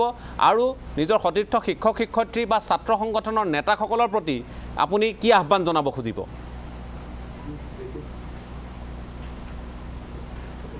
মই আচলতে এটা সুস্থিৰ পৰিৱেশ হ'লে বৰ ভাল পাওঁ আৰু যিটো মই কৰিব বিচাৰি আছিলোঁ আৰু সুন্দৰ হওক বুলিয়ে কামবোৰ কৰি গৈছিলোঁ মই ছাত্ৰসকলৰ উঠি অহা চামক মই সুন্দৰ কৰিবলৈ বিচাৰিছিলোঁ সুন্দৰ শিক্ষা দিবলৈ আশা কৰোঁ এতিয়াও ভাবি থাকোঁ ভালকৈ শিক্ষকতা কৰিম মই ভালকৈ কৰিম প্ৰতিদিনে শিকাম মই ষ্টুডেণ্টক এই বুলিয়ে ভাবি থাকোঁ আৰু মই ভাবোঁ তেওঁলোকে সুমতি পাওক আৰু তেওঁলোকৰ মন শুদ্ধ হওক পবিত্ৰ হওক তেওঁলোকৰ এই পবিত্ৰতাই যাতে তেওঁলোকে সমাজখন সুস্থ কৰি ৰাখিব পাৰে আমিতো এই আছোঁ আমি হালধীয়া সৰাপাত ধৰি যাম এটা সময়ত গুচি যাম গতিকে তেওঁলোকে উঠি অহা চামে ধৰিব লাগিব সমাজখন আৰু এই সমাজখন ধৰা চামক আমি উপযুক্ত শিক্ষা দিব লাগিব এই শিক্ষকসকলেও আৰু শিক্ষকসকলে কওঁ যে তেওঁলোকক যাতে কোনেও মোৰ নিচিনা এটা অৱস্থা যাতে কোনেও নকৰে তেওঁলোকক বা তেওঁলোকে যাতে সকাহ পায় মনত তেওঁলোকে যাতে ক্লাছবোৰ কৰিবলৈ ষ্টুডেণ্টক কৰিবলৈ যাতে মনত এটা মানে শক্তি পায় তেনেকুৱা এটা পৰিৱেশ যাতে বিৰাজমান হৈ থাকে সুস্থিৰ পৰিৱেশ লাগে আমাক গতিকে ছাত্ৰসকললৈ মই অনুৰোধ কৰিছোঁ আৰু যে শিক্ষকৰ লগত তেনেকুৱা কেতিয়া হ'ব নালাগে হোৱা নাছিলে এতিয়ালৈকে হোৱা নাছিলে মোৰ ক্ষেত্ৰতে হৈ গ'ল কি মই দুৰ্ভাগ্যজনকভাৱে পৰি গ'লোঁ গতিকে আকৌ যাতে নহয় পুনৰাবৃত্তি তেনেকুৱা সেইটো মই কামনা কৰিছোঁ বহুত বহুত ধন্যবাদ আপোনাৰ দুখৰ আমি সমভাগী হৈছোঁ আমি ভাবোঁ এই কথাখিনি আপুনি লাহে লাহে আপুনিও মচি পেলাব ছাত্ৰসকল নিজৰ সন্তান হিচাপে বুলি ভাবি আপুনি যিহেতু জ্ঞান কৰি আহিছে অতদিনে তেওঁলোকে আপোনাক অকণমান দুখ দিছে এই দুখ হয়তো লাহে লাহে পাতলিব সময় লাগিব গতিকে সময়ে সকলো কথাৰ পৰা আমাক আৰোগ্য কৰে মুক্ত কৰে বুলি আমি জানো বিশ্বাস কৰোঁ গতিকে এই দুখৰ পৰা আপোনাক মুক্ত কৰিব এদিন আৰু আপুনি নিজে যি সেৱাৰ মনোভাৱেৰে ছাত্ৰ ছাত্ৰীসকলক আপুনি সমাজখনত শুদ্ধ ৰূপত আগবঢ়াই নিবলৈ প্ৰয়াস অব্যাহত ৰাখিছে সেই প্ৰয়াস আপোনাৰ সফল হওক বাকী কথাখিনিৰ কথা নকওঁ তেখেত যদি আন কিবা বিষয়ত যদিহে তেখেতৰ কাম কাজৰ মাজত ক'ৰবাত অনিয়ম অনীতি এইবোৰ যদি ক'ৰবাত চামিল হৈ আছে সেই বিষয়টো সন্দৰ্ভত আমি অৱগত নহয়, সেইখিনি তদন্ত কৰাৰ দায়িত্ব চৰকাৰ বা সংশ্লিষ্ট কৰ্তৃপক্ষৰ। গতিকে সেই বিষয়টোলৈ আমি নাযাওঁ। কিন্তু শিক্ষয়িত্ৰী হিচাপে যিখিনি কথা আজি এই মঞ্চত থাকি তেখেতে সকলোৰে প্ৰতি আহ্বান জনাইছে, শেষ মুহূৰ্তলৈ তেখেতে আমি অনুষ্ঠান সম্প্ৰচাৰ এতিয়া আমি যিহেতু আমি শেষেই কৰিম, তেখেতে এই মুহূৰ্তলৈ তেখেতে ক'লে যে তেওঁলোকৰ সুমতি হওক, তেওঁলোকৰ মনবোৰ শুদ্ধ হওক, সেইটো যে তেওঁ বিচাৰিছে, এইটোৱে শিক্ষকসকলক মহিয়ান কৰি তুলিছে, মহিয়ান কৰি আহিছে আৰু তেওঁ তাৰ ব্যতিক্ৰম নহয়। মই সকলোকে পুনৰবাৰ ধন্যবাদ জ্ঞাপন কৰিছোঁ। যথেষ্ট যোগাত্মকভাৱে কথা বতৰাবোৰ আমি আলোচনা কৰিছোঁ বুলি আমি অনুভৱ কৰোঁ। আমি কোৱা নাই যে সদৌ অসম ছাত্ৰ সন্থাৰ নেতৃত্বত সকলোবোৰ অনিয়ম অনীতিয়ে হৈ আছে, ভাল একো হোৱা নাই, তেনেধৰণৰ কথাও ক'ব খোজা নাই। কিন্তু এইটো কথাও ঠিক যে সদৌ অসম ছাত্ৰ সন্থাই সংস্কাৰমুখী যিখিনি পদক্ষেপ লৈছে সেইখিনি যাতে সবলভাৱে ৰূপায়ণ কৰে আৰু বাকী যিসকল শিক্ষকে তেওঁলোকক পৰামৰ্শ ইত্যাদি প্ৰদান কৰি আহিছে বিগত সময়ছোৱাত আজিৰ তাৰিখলৈ, তেওঁলোকেও যাতে সুপৰামৰ্শৰে নিজ নিজ অঞ্চলত তেওঁলোকক এনেধৰণৰ কাণ্ডৰ পৰা যাতে বিৰত কৰি ৰাখিব পৰাৰ এটা পৰিৱেশ দিয়ে, সেই আশাৰে আজিৰ পৰ্যবেক্ষণ ইমানতে সামৰণি মাৰিছোঁ। ধন্যবাদ।